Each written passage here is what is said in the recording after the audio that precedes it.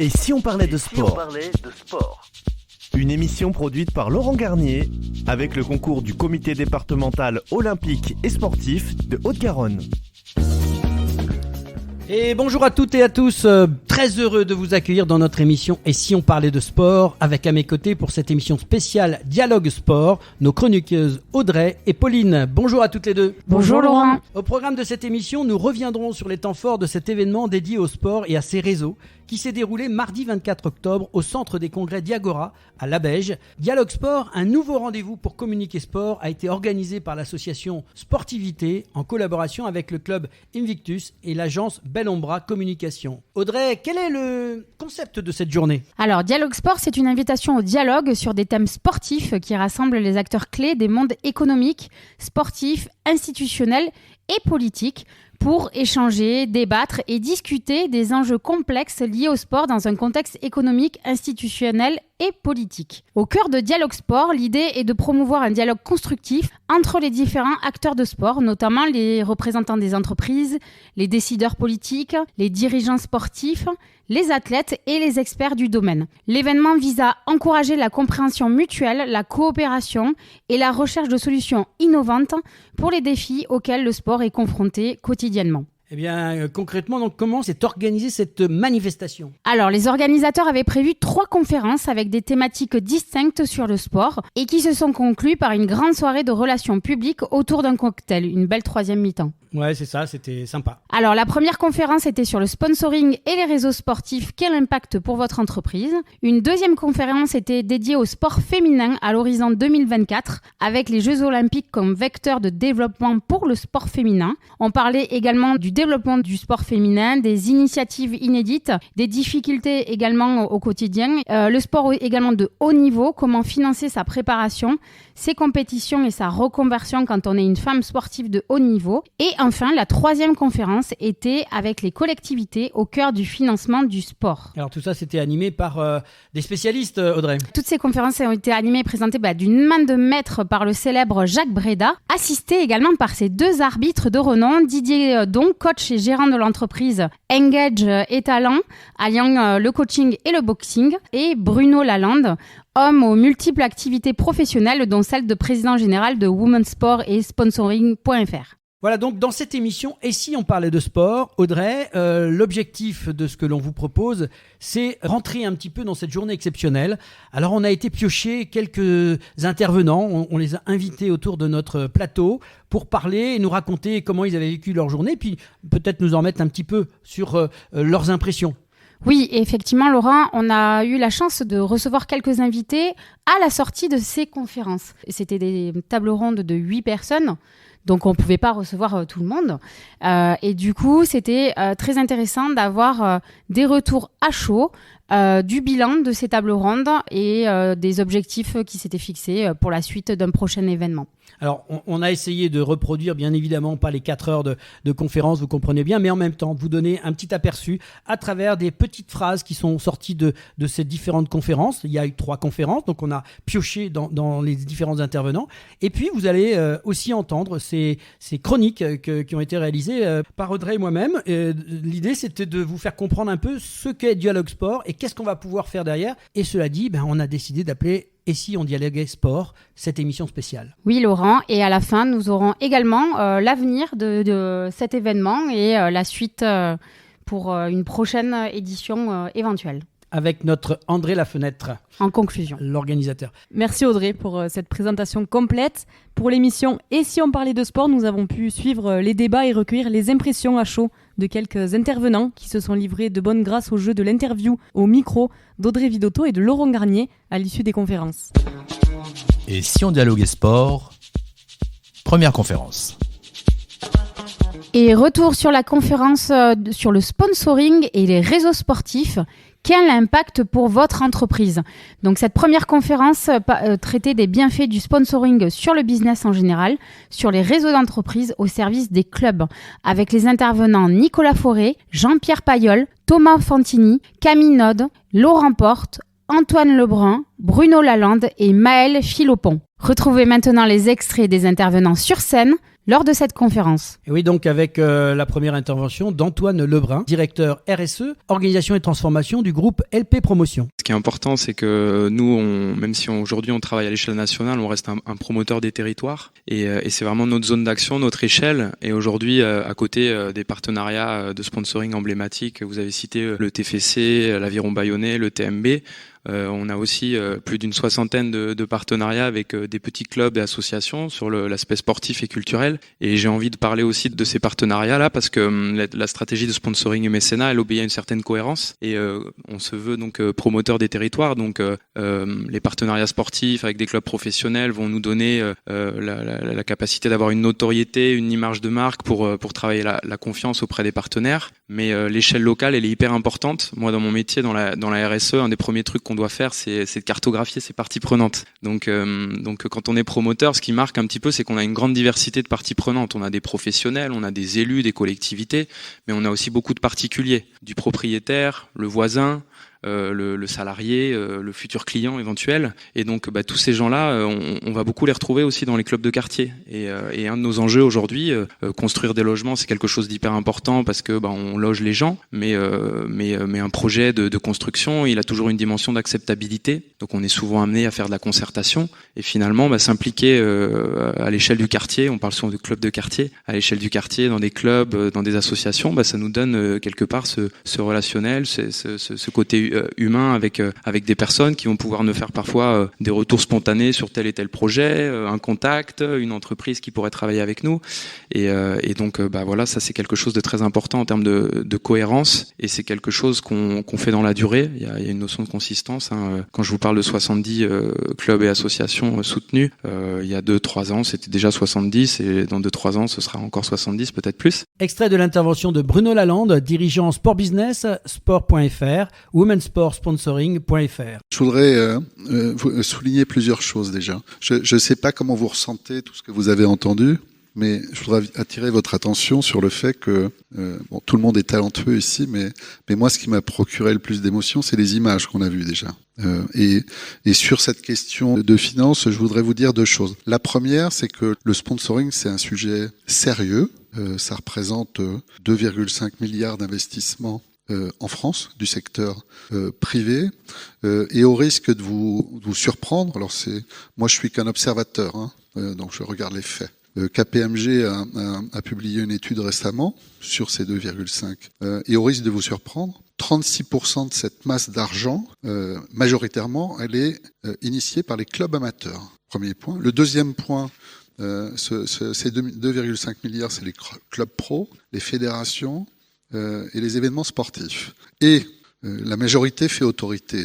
Et 51% de ces 2,5 milliards, c'est généré par TPE ou des PME avec des contrats qui sont inférieurs à 100 000 euros. Oui, il y a tout le reste, 49%, c'est-à-dire Toyota, partenaire monde du CIO, ou Visa, Mastercard, mais bon, il y a aussi tous les autres.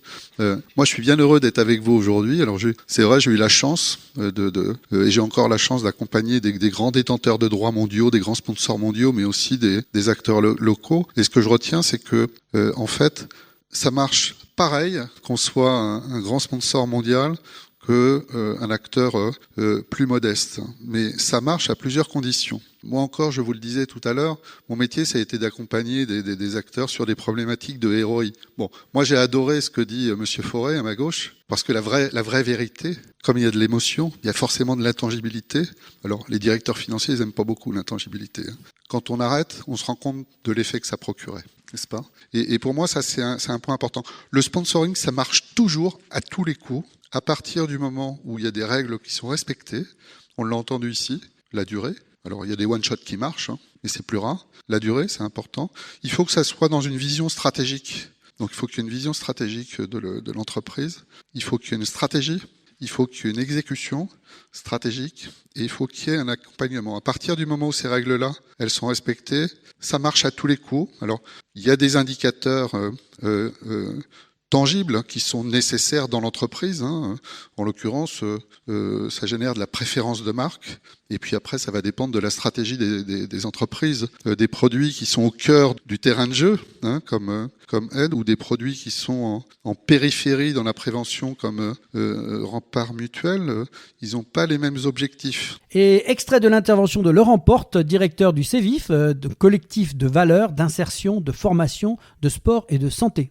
Bonjour à tous, donc je suis Laurent Porte, directeur du CEVIF, mais auparavant en fait j'étais éducateur sportif au Toulouse Aviron Sport et Loisirs. C'est une association qui a été créée en 82 pour développer du socio-sportif. En fait, vous imaginez à 40 ans en fait développer du socio-sportif. Maintenant en fait on en mange dans toutes les sauces, c'est le socio-sportif, mais qu'est-ce que c'est le socio-sportif? Et nous il y a quelques années de ça, en fait en 2016, on s'est dit on va développer une autre association qui s'appelait le Groupement Nautique Toulousain pour pouvoir développer une action sur tout ce qui était insertion par le sport. Donc on a 2 associations, le TASL et le CEVIF. Une association qui œuvre sur la jeunesse, donc le TASL, une association qui œuvre tout sur l'insertion avec l'outil sport comme un outil de remobilisation au sens le plus large. À suivre, nous vous proposons de retrouver nos invités au micro d'Audrey Vidotto qui ont accepté de nous retrouver sur ce plateau de Si on dialoguait sport. Et on a le plaisir de recevoir Nicolas Fauré de la société Aide qui vient d'intervenir sur la table ronde de sponsoring, l'impact sur les entreprises. Donc merci Nicolas d'avoir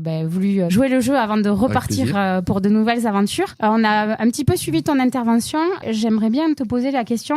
Déjà, pourquoi avoir choisi de t'investir à fond personnellement dans le sport? T'en as fait carrément ta carrière, ça fait au moins plus de 11 ans en tout cas au sein de Aide. Et pourquoi avoir accepté l'invitation de participer à cette table ronde? Bonjour à tous. Donc la première des raisons, elle s'appelle André Lafenêtre, que je connais depuis longtemps. Je suis originaire de la région toulousaine, avant de partir vers d'autres cieux, le siège de Aide étant à Grenoble. Donc je suis originaire de la région toulousaine et ça me tenait à cœur évidemment de participer à cet événement. D'autant plus que oui, le sport c'est ma carrière.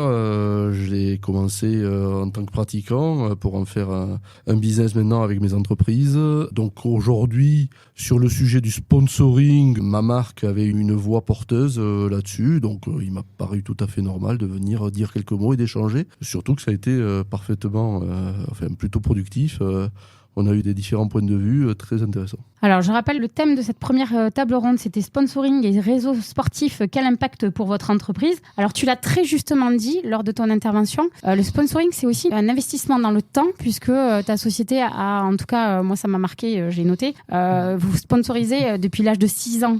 Un tennisman maintenant qui est émérite. Richard Gasquet, oui. Voilà. Je voulais pas citer de nom, mais je te laissais la première. Non, mais c'était pour toi, justement. Je préférais te laisser la. Il le sait déjà. Ouais, je pense qu'il le sait, oui, que vous le soutenez. Et du coup, moi, ça m'interpelle parce que, effectivement, c'est un pari sur l'avenir. Parce qu'à l'âge de 6 ans, on peut pas dire déjà détecter des talents. Enfin, ok, 6 ans, ça peut être un talent quand même, mais voilà, c'est un pari aussi, le sponsoring. Oui, c'est un pari. Et aujourd'hui, le sponsoring, ça fait partie de la responsabilité d'entreprise. On peut voir le côté mercantile, oui, pour nous, de rémunérer, de rétribuer des athlètes en contrepartie de droits d'image. Mais ça va bien au-delà de ça. Encore une fois, il y a un Richard Gasquet, mais il y a 1000 personnes derrière qu'on va équiper, qu'on va sponsoriser avec des retours perdants. J'ai des tas d'exemples de gens qui étaient des futurs espoirs et qui, pour X 1000 accidents de la vie, n'ont pas développé, sont pas devenus Novak Djokovic ou Alexis Pinturo dans le ski. Donc, c'est notre responsabilité d'avoir une partie perdante un petit peu là-dessus. Bon, effectivement, aujourd'hui, c'est une expertise, le métier dans le sponsoring, et on essaye effectivement de mélanger ROI, du retour sur investissement, mais aussi une dimension citoyenne dans cette approche. Et justement, tu parlais de l'évolution du sponsoring vers le sport émergent, donc le paddle ou d'autres sports comme ça, qui sont pas, ça, la table ronde, on reparlait des 4 plus gros sports, mais justement, on a tous ces autres sports au-delà. Quels sont les avantages et les bénéfices pour toi de pouvoir être mécène, partenaire de joueurs, quel que soit leur niveau ou quel que soit leur avenir, de transmettre cette passion? Alors, j'ai pris l'exemple dans la table ronde du paddle parce que c'est un sport émergent et qu'aujourd'hui, chaque fois qu'on met 1 euro sur la table pour le paddle, on récupère rien du tout. Bon, c'est bien normal, il n'y a pas de marché, il n'y a pas encore de développement de la pratique, on est dans les balbutiements. Donc aujourd'hui, on investit, on sait qu'on retrouvera peut-être nos fonds dans 5 ans, 10 ans, 15 ans peut-être, au mieux. Donc les avantages, pour nous, c'est un des gros avantages du sponsoring et de la participation à l'écosystème d'un sport, c'est surtout d'être dedans, hein, tout simplement. Hein. C'est aujourd'hui, ça nous permet d'avoir une expertise pratique qui va nous permettre de développer les meilleurs produits pour les joueurs du dimanche et pas que de Novak Djokovic ou Gasquet. Donc c'est notre expertise, elle va au-delà du sponsoring, elle va aussi dans la pratique du sport lui-même et de tous les sports dans lesquels on est présent. Super. Et du coup, une conclusion sur cette conférence et sur ta participation à cette table ronde et sur l'événement Dialogue Sport en général? J'ai pas appris grand-chose, mais ce que j'ai apprécié, c'est surtout vraiment l'échange de points de vue. Bon, il y avait aujourd'hui, dans le sponsoring, il y avait une mutuelle, la mutuelle du Rempart en l'occurrence, qui a certainement une approche un petit peu différente de la nôtre. Il y a des associations avec des vocations RSE très importantes là-dessus, qui peuvent nous inspirer à nous, comme marque, dans l'approche sponsoring, parce que, encore une fois, il est impossible de n'y voir que du mercantile et du business. Merci beaucoup Nicolas Forêt, et puis à très bientôt et tu es le bienvenu quand tu veux dans Ici on parlait de sport. Merci beaucoup. Jean-Pierre Payol, directeur général de la Mutuelle du Rempart. Merci beaucoup Jean-Pierre d'avoir accepté de poursuivre ta table ronde avec cette interview. Merci Audrey. Alors aujourd'hui, Jean-Pierre, j'aimerais qu'on revienne sur pourquoi cette participation à cette table ronde. Donc on va rappeler, c'était le sponsoring et les réseaux sportifs. Quel impact pour votre entreprise? À titre personnel, pourquoi avoir choisi aussi de t'impliquer dans cette table ronde? Pourquoi avoir choisi, avoir accepté de participer? Pour plusieurs raisons. Alors il y en a une qui est humaine, tout simplement, c'est le rapport avec André Lafenêtre, donc qui est l'organisateur, et on se connaît depuis de nombreuses années. C'est quelqu'un qui est extrêmement investi dans ce qu'il fait, et en particulier dans la promotion du sport. Donc je ne pouvais pas ne pas lui dire oui, déjà, c'est un premier point. Le deuxième, c'est qu'effectivement, c'est un sujet qui nous concerne à la Mutuelle du Rempart, qui est devenue depuis peu Rempart Mutuelle, mais on est toujours les mêmes. Et ça nous concerne puisqu'en fait, effectivement, on est une structure à but non lucratif, mais qui est très investi dans le partenariat sportif, que ce soit du sponsoring ou du mécénat, et que c'était légitime effectivement qu'on puisse évoquer à la fois nos actions, notre vision du sponsoring lors de ce colloque. Donc voilà, c'était les deux principales raisons. Et puis aussi, j'ai remarqué que le parterre d'intervenants qui m'accompagnaient à la tribune était particulièrement varié et intéressant. Donc j'ai beaucoup appris aussi, j'ai pris quelques notes d'ailleurs, et c'était très riche. J'espère que ça a été perçu comme ça par les auditeurs ou les spectateurs. Alors c'était super intéressant. Moi j'ai noté des très belles phrases et en tout cas une très belle vision de ton témoignage. J'aimerais justement que tu partages un petit peu à ces auditeurs quels sont pour toi les avantages et les bénéfices, soit de sponsoriser, soit effectivement d'être mécène. Oui, j'ai fait la différence, mais sans forcément faire d'opposition. Parce que, tout à fait. Alors, factuellement, le sponsoring, c'est un accompagnement financier avec une attente de retour sur investissement, on va dire une contrepartie en tout cas. Le mécénat, c'est plus de l'ordre du caritatif. Mais pour nous, on ne fait pas de différence. Si, il y en a une, mais juridique. Mais en fait, suivant les projets, suivant les structures, on est soit sponsor, soit mécène, soit parfois les deux à la fois. Donc ceci étant dit, le sponsoring pour la Mutuelle du Rempart, c'est une vieille histoire qui est tout d'abord liée à ce qu'on est, puisqu'on est donc une mutuelle qui est spécialisée en complémentaire santé et en prévoyance. Et donc on s'intéresse, je dirais depuis notre origine, il y a 90 ans, 91 ans maintenant, à la santé des gens, à la santé de nos adhérents. On n'est pas une exception, hein. C'est le cas de la plupart des structures mutualistes en France, je dirais de toutes les structures mutualistes. À la différence près peut-être que la Mutuelle du Rempart, Rempart Mutuelle, on a investi dans l'activité physique et sportive, dans la promotion de l'activité physique et sportive depuis au moins 2008, si ce n'est plus, d'autres manières, je dirais. Mais plus depuis 2008 en termes de sponsoring, en soutenant des clubs sportifs, pour cette raison-là de promotion de l'activité physique, parce que, comme on le sait d'évidence, le sport, c'est la santé physique, c'est la santé mentale aussi, et puis c'est un formidable outil de prévention primaire, mais aussi tertiaire, c'est-à-dire y compris pour des pathologies lourdes. Ça, c'était plutôt une nouveauté, parce que ça fait que quelques années que le corps médical reconnaît que l'activité physique, pour des pathologies importantes, est vertueux. Donc faire la promotion de l'activité physique au profit de la santé, ça nous semblait complètement naturel. Ça, c'est le premier point. Le deuxième, c'est qu'effectivement, en tant que mutuelle, on a besoin de communiquer. On est dans un milieu qui est extrêmement réglementé, mais aussi extrêmement concurrencé, de sorte qu'effectivement, on doit être connu, être présent à l'esprit, tout simplement pour engranger des adhérents, qu'ils soient individuels ou collectifs. Alors, tu le disais lors de ton intervention, le retour sur investissement, il n'est pas forcément, comme tu disais, sur sur du financier. Tu parlais vraiment de rencontres. Ça m'a beaucoup touchée. Et en fait, un retour sur investissement en termes de relationnel et dans la durée. Et tu parlais effectivement, à terme, il y a adhésion aussi des clubs et des entreprises. Mais toi, tu as vraiment mis l'accent sur le retour sur investissement en termes de rencontres et de relationnel que tu pouvais... Parce que c'est le premier point d'accroche. Pourquoi on va sponsoriser ou être mécène de tel club, ou de telle association ou de tel sportif? Parce qu'à un moment donné, il y a une rencontre soit avec un projet, soit avec des femmes et des hommes, et surtout des femmes et des hommes, et qu'il y a une identification entre le projet de ces personnes-là, leur personnalité, leur potentiel, et effectivement ce que nous on en perçoit et la valeur qu'on lui met. Et c'est à partir de là, effectivement, que l'histoire se crée. Alors après, c'est toujours un pari, effectivement, un pari humain. Ce que tu disais, mais ce pari-là, pour ce qui nous concerne en tout cas, il a été souvent réussi, il n'a jamais échoué, à vrai dire, pour toutes les rencontres qu'on a eu à faire. Et c'est vrai que ce rapport humain, il est consubstantiel pour nous en tout cas, mais j'en discutais tout à l'heure en aparté avec un des intervenants, du sponsoring en général. On ne peut pas s'affranchir de ce relationnel humain. C'est ce qui fait d'ailleurs toute la complexité. Quand on parle de retour sur investissement, c'est très complexe parce qu'il y a une partie qui est peut-être quantifiable, mais une autre partie qui ne l'est pas. Parce que ça part d'une alchimie, en fait. Et d'une relation de confiance aussi, tu disais. En tout cas, merci. Quelle est ta conclusion sur la conférence et sur l'événement en général? Je trouve que c'est une belle, un beau colloque, une belle cérémonie, en quelque sorte, qui met en honneur à la fois le sport et les entreprises, mais pas que, je crois, puisque les collectivités territoriales vont intervenir plus tard. Donc c'est un événement qui peut-être manquait. En tout cas, lui consacrer toute une longue après-midi, ça faisait sens sur 3 thématiques différentes. Et pour moi, je suis ravi d'y avoir participé. Et si ça reproduisait, je serais ravi d'en faire partie. Eh bien, merci beaucoup Jean-Pierre, tu es le bienvenu quand tu veux pour en rediscuter. Notre antenne est ouverte et merci pour ton intervention. Avec plaisir, merci Audrey, merci à vous tous. Avec la chance de recevoir Camille Nod de l'Amos Women's French Cup et Thomas Fandini, qui est également responsable du MEDEF Sport, mais qui sont associés autour de l'Amos. Alors, ils vont se présenter parce qu'ils ont plusieurs casquettes et je vais les laisser d'abord se présenter. Vas-y Thomas. Non, je t'en prie.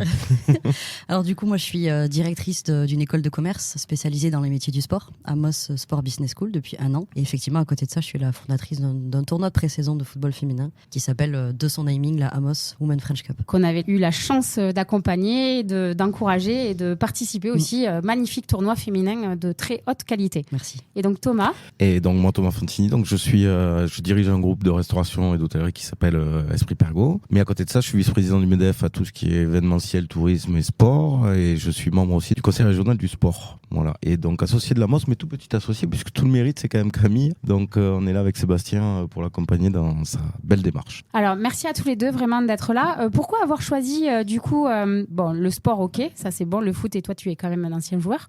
On va le dire aussi. Mais pas de foot. Mais pas de foot, non, de rugby.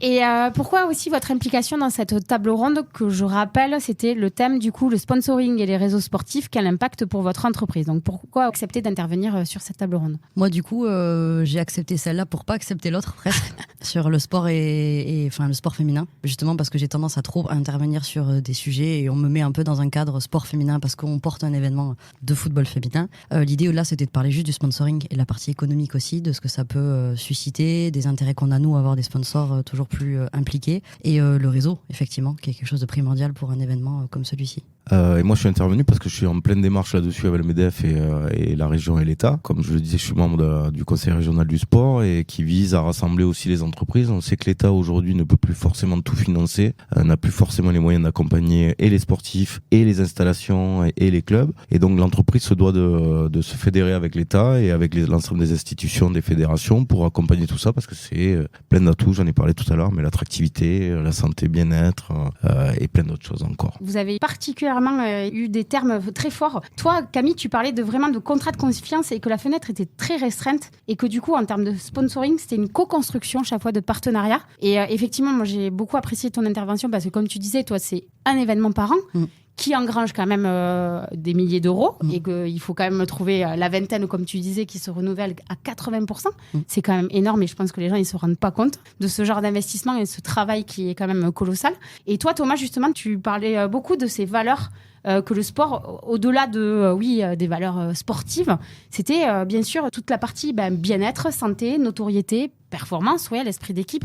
Mais vous avez eu chacun une vision personnelle qui apportait vraiment du tips et du contenu à cette table. C'est pour ça qu'on est associés. Ouais, qu'on est amis, surtout qu'on est amis. Du coup, les avantages et les bénéfices, si vous pouvez rebondir sur ces deux... Tu veux y aller ? Allez, j'y vais. Ouais.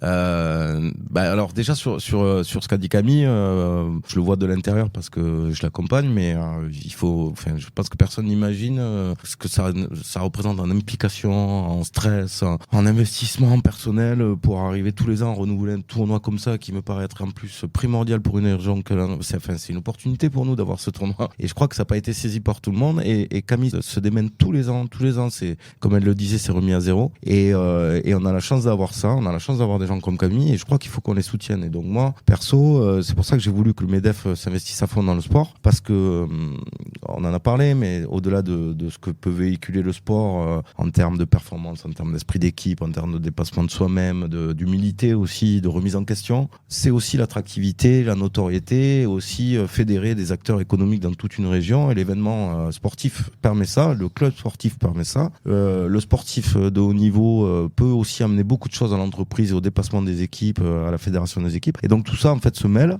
On a des gens qui sont investis à 10 000%. Nous, on a des gens qui ont des besoins. Et donc on doit arriver à mêler tout ça pour essayer d'être plus fort et pour essayer de valoriser un peu plus tous ces investissements et personnels et tous ces événements, ces clubs qui nous valorisent et qui valorisent aussi nos activités commerciales, touristiques et autres. Et nous, en effet miroir, c'est aussi une chance qu'on a d'avoir Thomas avec nous pour ses doubles casquettes. Enfin, le fait qu'il soit quand même un des plus gros entrepreneurs de la ville de Toulouse, à la tête de Scandi Pergo et de ses restaurants. Donc il y a aussi ce côté entre soi qu'il faut briser. À un moment donné, ça fait 6 éditions, on part sur la 7e. Alors il y a des choses qu'on fait sûrement bien, il y a des choses qu'on fait pas forcément bien, ça c'est certain. Et de la chance d'avoir quelqu'un d'un peu extérieur, qui plus est avec une casquette MEDEF, donc côté entreprise, ça a été une vraie force pour nous.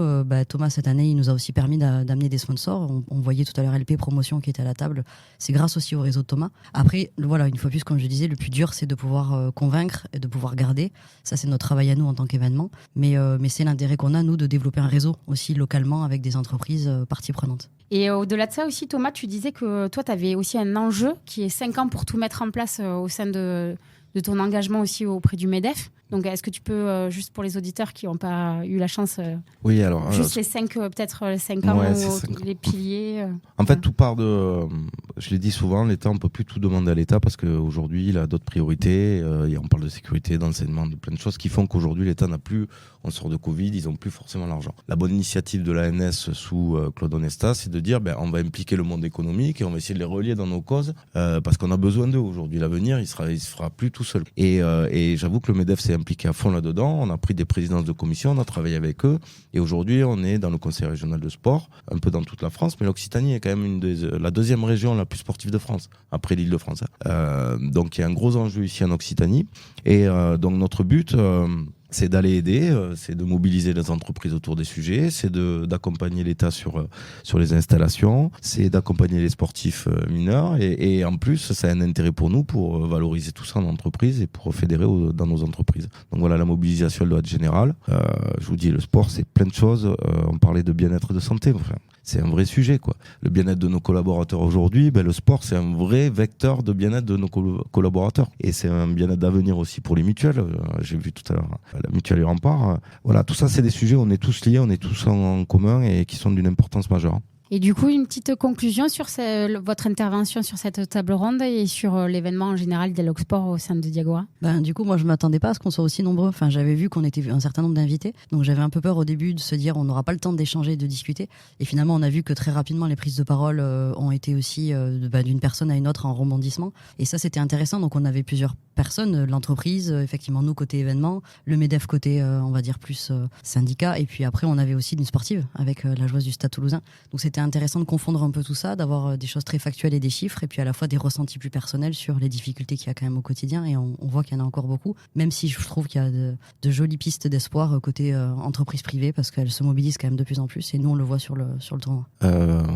Pour revenir sur tout à l'heure, on a 5 ans pour le faire, 5 ans pour faire notre projet, et du coup cette table ronde pour moi elle était très intéressante parce qu'elle m'a permis aussi de visionner un peu toutes les sensibilités, toutes les visions et toutes les différences qu'on peut avoir, et avec des niveaux aussi différents investissements, du sportif jusqu'à l'entreprise, jusqu'à l'association. Et c'est tout ce monde-là qui crée la richesse du sport et de l'entreprise. Et donc, j'ai trouvé la table ronde très pertinente et vraiment constructive. Merci beaucoup à tous les deux. Et puis, vous êtes les bienvenus quand vous voulez pour parler de votre passion, parce que vous êtes vraiment tous les deux passionnés, et pour vos prochains événements. Merci. Merci beaucoup. Merci beaucoup. Et on a la joie et la chance d'accueillir Maëlle Philopon, internationale rugby, joueuse du Stade Toulousain. Merci Maëlle d'avoir bien voulu répondre à cette interview à chaud. Avec plaisir. Alors, donc toi, tu es intervenue sur le sponsoring et les réseaux sportifs. Quel impact pour votre entreprise? Mais du coup, toi, tu as une autre vision, personnellement déjà. Et c'est pas pour l'entreprise, mais tu vas nous expliquer. Donc, je te laisse parler. J'ai été invitée pour parler de les entreprises, ok, elles donnent au club, mais qu'est-ce que nous, en contrepartie, les joueuses ou les joueurs, qu'est-ce qu'on fait pour eux? Et donc, j'ai expliqué dans le cadre du rugby féminin. J'ai d'abord expliqué que je venais de Grenoble, donc j'ai évolué au club de Grenoble, et que j'ai clairement vu une différence de sponsoring. Déjà, on bénéficiait énormément du sponsoring des garçons, qui nous permettait d'avoir quand même un peu les moyens de pouvoir s'entraîner dans les meilleures conditions possibles. Et ensuite, quand je suis arrivée à Toulouse, j'ai clairement vu une différence. Déjà, le Stade Toulousain, ça a un aura dans le sud-ouest qui est énorme. Et ensuite, l'évolution aussi de nous, les filles, en élite, à quel point les sponsors, ils ont amené une qualité de vie. Maintenant, c'est la première saison où on s'entraîne en journée. D'habitude, on s'entraîne le soir, on finit à 22h. Après tout le monde, quoi. Après, ouais, exactement. Et par exemple, moi, j'ai un cas spécial parce que j'ai un contrat avec la Fédération française de rugby. Mais la plupart des filles, 90% des filles au club, elles ont un travail à côté.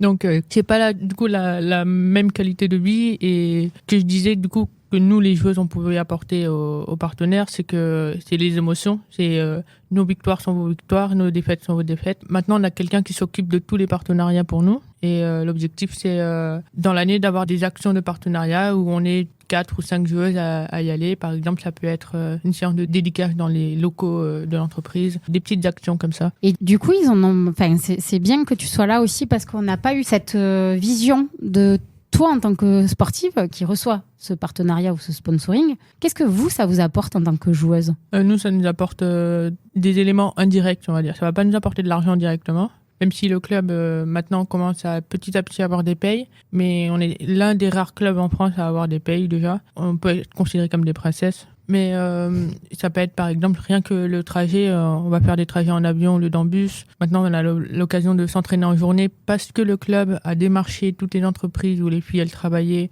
pour créer des contrats, pas à mi-temps, mais où elles peuvent se libérer l'après-midi. Enfin, il y a plein de petites choses comme ça où chaque année ça évolue.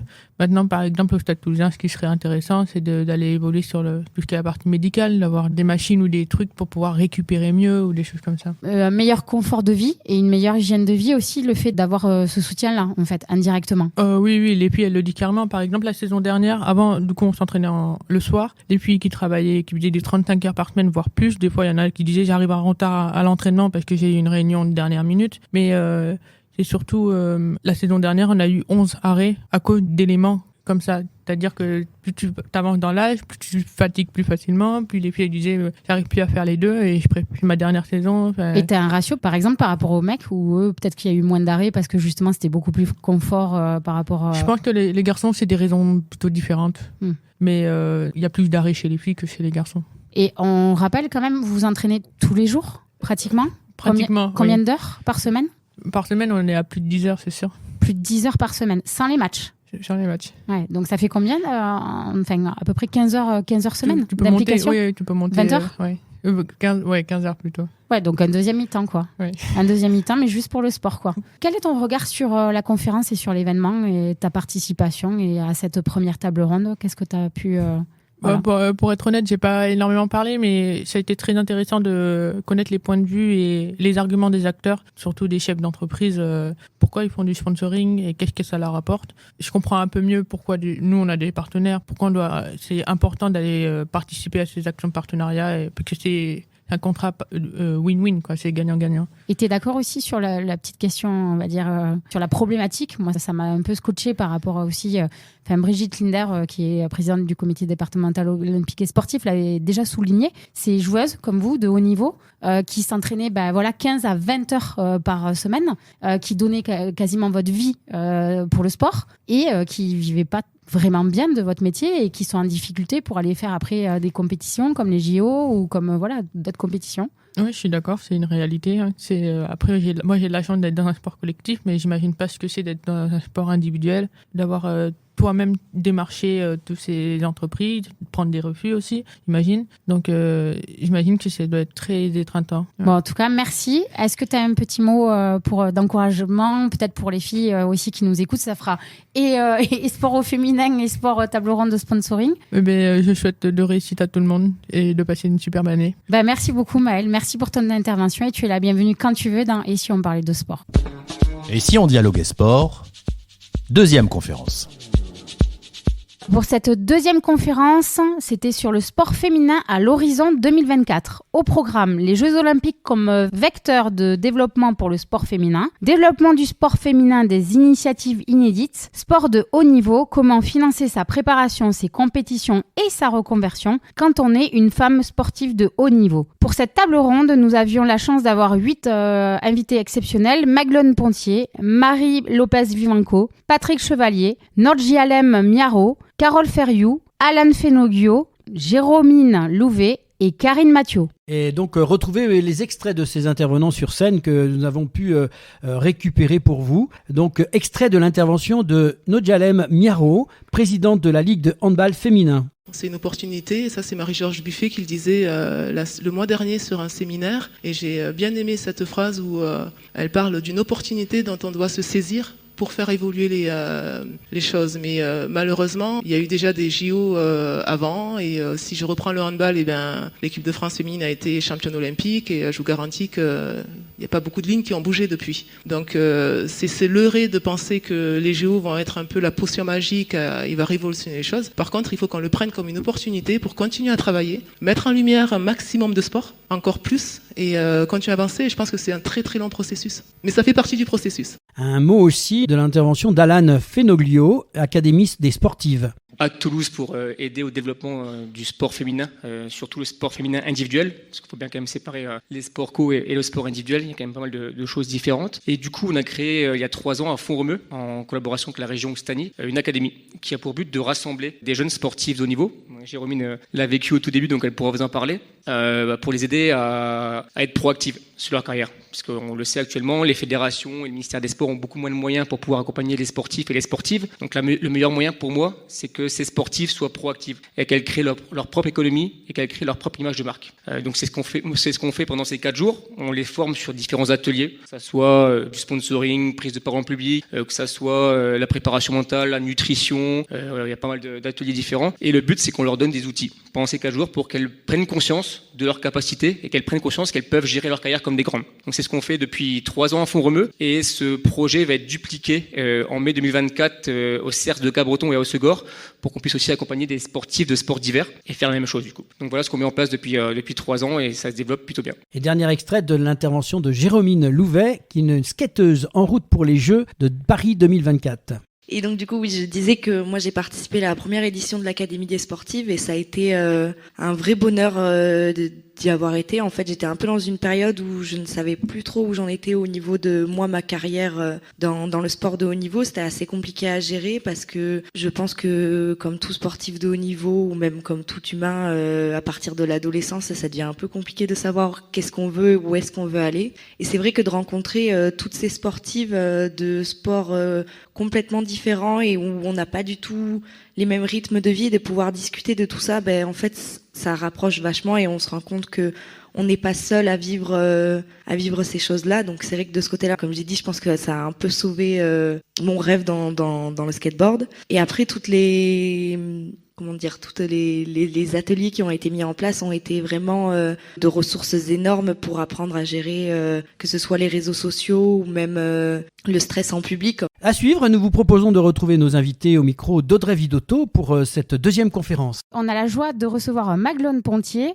Pour ceux qui ne la connaissent pas, quand même, elle est présidente du MIN. C'est une femme très engagée, une actrice locale féminine haute en couleur, toujours, et qui n'a pas la langue dans sa poche, j'ai le droit de le dire ou pas trop? Tu peux. Je peux. Voilà, et donc là, responsable présidente de la Maison du Sport au féminin, donc on a eu la joie de t'écouter, vraiment, intervenir revenir sur cette table ronde qui était donc le sport au féminin à l'horizon 2024. Mais comme on disait, l'horizon 2024, c'est l'année prochaine. Mais il y a des choses à faire déjà cette année et tu l'as très justement dit. Est-ce que tu peux du coup nous faire un petit rappel de ton intervention? Pourquoi aussi avoir choisi d'intervenir sur ce sujet et d'accepter l'invitation peut-être d'André sur cette table ronde qui est quand même importante, le sport au féminin? Alors j'ai accepté tout d'abord d'intervenir parce que je pense qu'il faut prendre la parole dès que l'espace le permet. On en a beaucoup parlé pendant la table ronde. Aujourd'hui, les femmes sont peu visibles.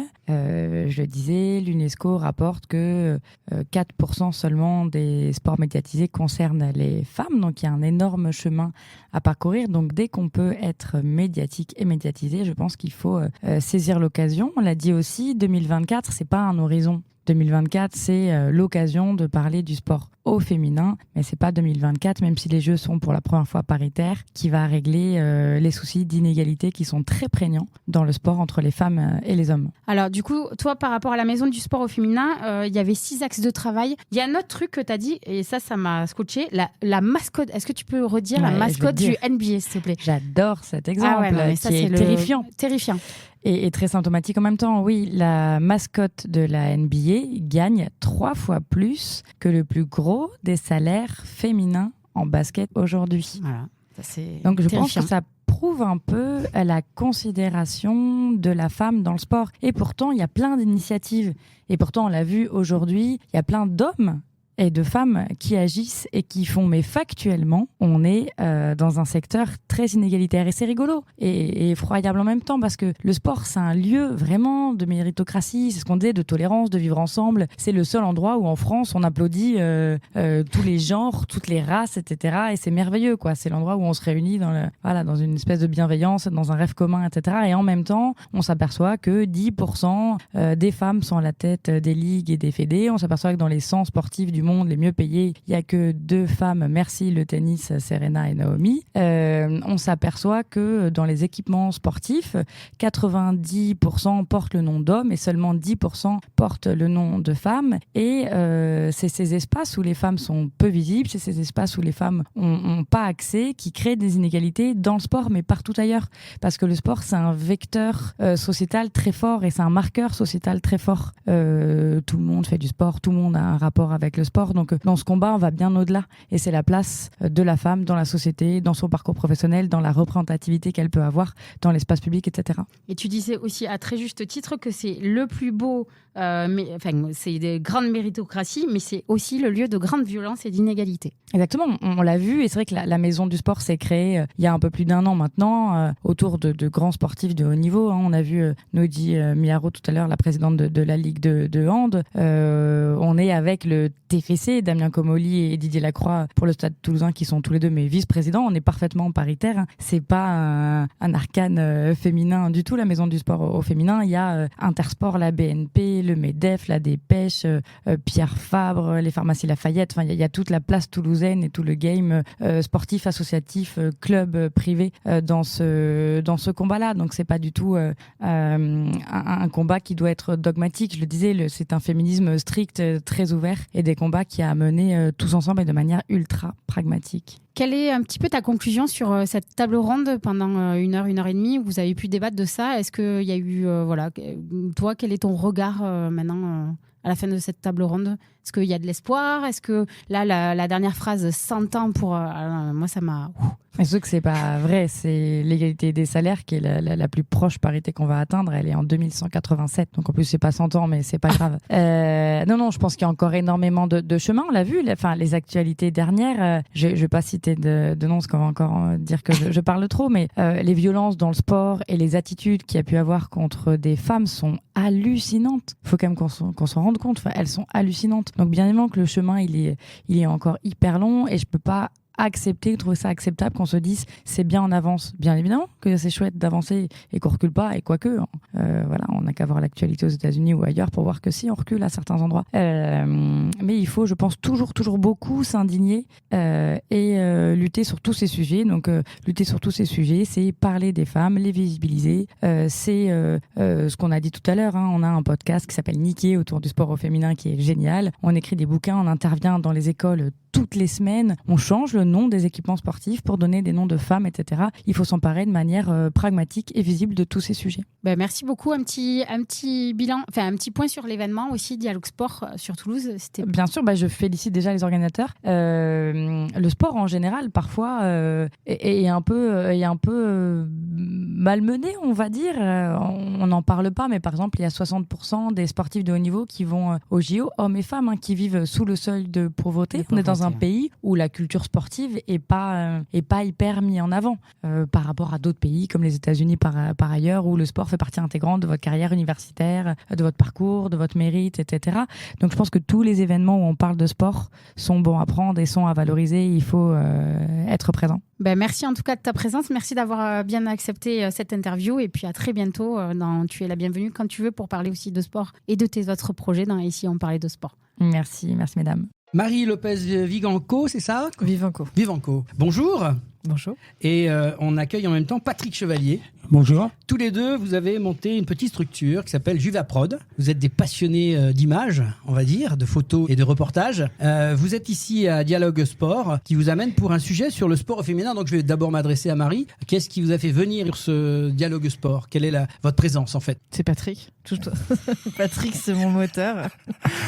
Et qui est toulousain. J'adore venir à Toulouse. Et il se passe tellement de choses dans le sport à Toulouse et notamment dans le sport féminin. Voilà, on est militant du sport féminin. Et il me semble important de prêcher la bonne parole dans tous les événements sportifs et tout ce qui est conférences, etc. sur le sport, pour pas oublier le sport féminin et le handisport. Alors justement, vous êtes sur des produits, vous, spécifiques, puisque tous les deux, vous avez cette société de production, de films en ce moment, et vous êtes sur un projet ou même un projet à venir, mais quelque chose qui est en cours et qui tourne. Tu me disais tout à l'heure, Patrick, que ça tourne un petit peu partout en France. Oui, alors c'est un film qui s'est terminé en 2020, en pleine pandémie. Alors on rappelle le nom du film ? Alors le titre du film, c'est Sportif, : le parcours médiatique des combattants. D'accord. Donc ça veut tout dire. Il est sorti en 2020, on a commencé la tournée en 2021 et aujourd'hui, en 2023, il continue à tourner puisque Marie l'a présenté il y a encore pas très longtemps. Et aujourd'hui, on en est à plus d'une centaine de projections, dont l'Assemblée nationale, le Sénat et à la fin de l'année au Conseil de l'Europe à Strasbourg. Alors ça c'est pour la diffusion. Moi, ce qui m'intéresserait, c'est qu'est-ce qu'il y a dedans, Marie ? Qu'est-ce que vous nous avez mis dans ce projet ? Alors déjà, il n'y a pas de voix off. Je vais d'abord dire ce qu'il n'y a pas parce que en fait, je déteste les voix off et finalement, le sport féminin, on ne les entend jamais parler. Et donc, c'était l'occasion de les faire parler parce qu'elles ont plein de choses à dire. Donc, on a des sportives, mais pas que des sportives. On a des acteurs du sport à tout niveau, des fédérations, des coachs, des clubs. On a le CSA, qui est maintenant l'ARCOM, qui parle, des journalistes. Et on a donné la parole autant à de femmes qu'à d'hommes. Ça, c'était très important parce que... Aujourd'hui, il faut l'égalité, sinon ça ne marche pas. Il faut l'égalité. Et puis, j'avais pas envie qu'on dise « Oh là là, c'est encore un film que pour avec les nanas des extrémistes, voilà. féministes. » Voilà. Et on voulait certainement pas faire parler que des femmes. Et puis, parce que c'est pas qu'une histoire de femmes, et qu'il y a plein d'hommes qui soutiennent le sport féminin. Donc ça, c'est important de le dire parce qu'on... Et justement, alors, pour être très concis, qu'est-ce qu'il y a au cœur de ce film ? C'était quoi la genèse de cette histoire ? Pourquoi on va chercher un film sur les sportifs ? Qu'est-ce qu'on a voulu faire ressortir ?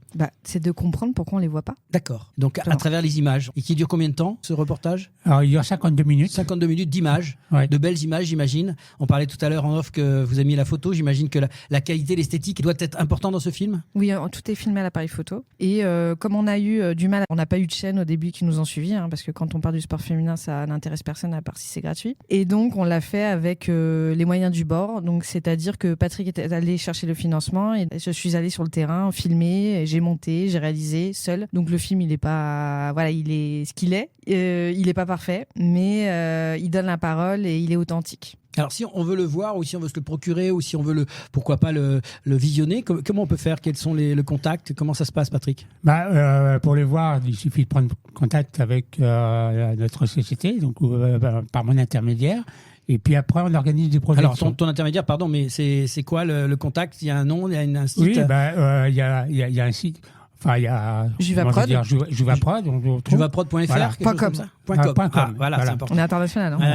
D'accord. Donc là, on peut taper Juvaprod et là, on va vous trouver. On peut faire appel à vous. Voilà, c'est important. Il y a un contact. Et voilà. Il faut savoir que chaque projection, on tient à ce qu'il y ait derrière une petite table ronde une discussion, parce que dans chaque région, il y a des problématiques qui sont différentes en fonction de la région. C'est pas la même chose en Île-de-France qu'en Franche-Comté ou autre.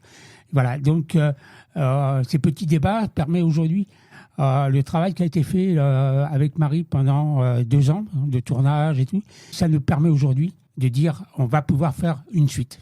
D'accord, donc on libère la parole, on donne la parole aux femmes, on va dire, mais tout simplement aussi aux gens qui font le sport, quoi. Absolument. On vous souhaite plein de succès par rapport à ce film. Et puis nous, on sera heureux d'en reparler. On a cette émission qui est faite pour parler de sport. Et donc, vous êtes bien sûr les bienvenus quand vous voulez. En tout cas, c'est sympa d'être venu à Dialogue Sport. C'est aussi l'occasion de parler de votre film. Bonne présentation tout à l'heure, Marie. Et puis, à une prochaine fois. Ok, merci, à bientôt. Au revoir.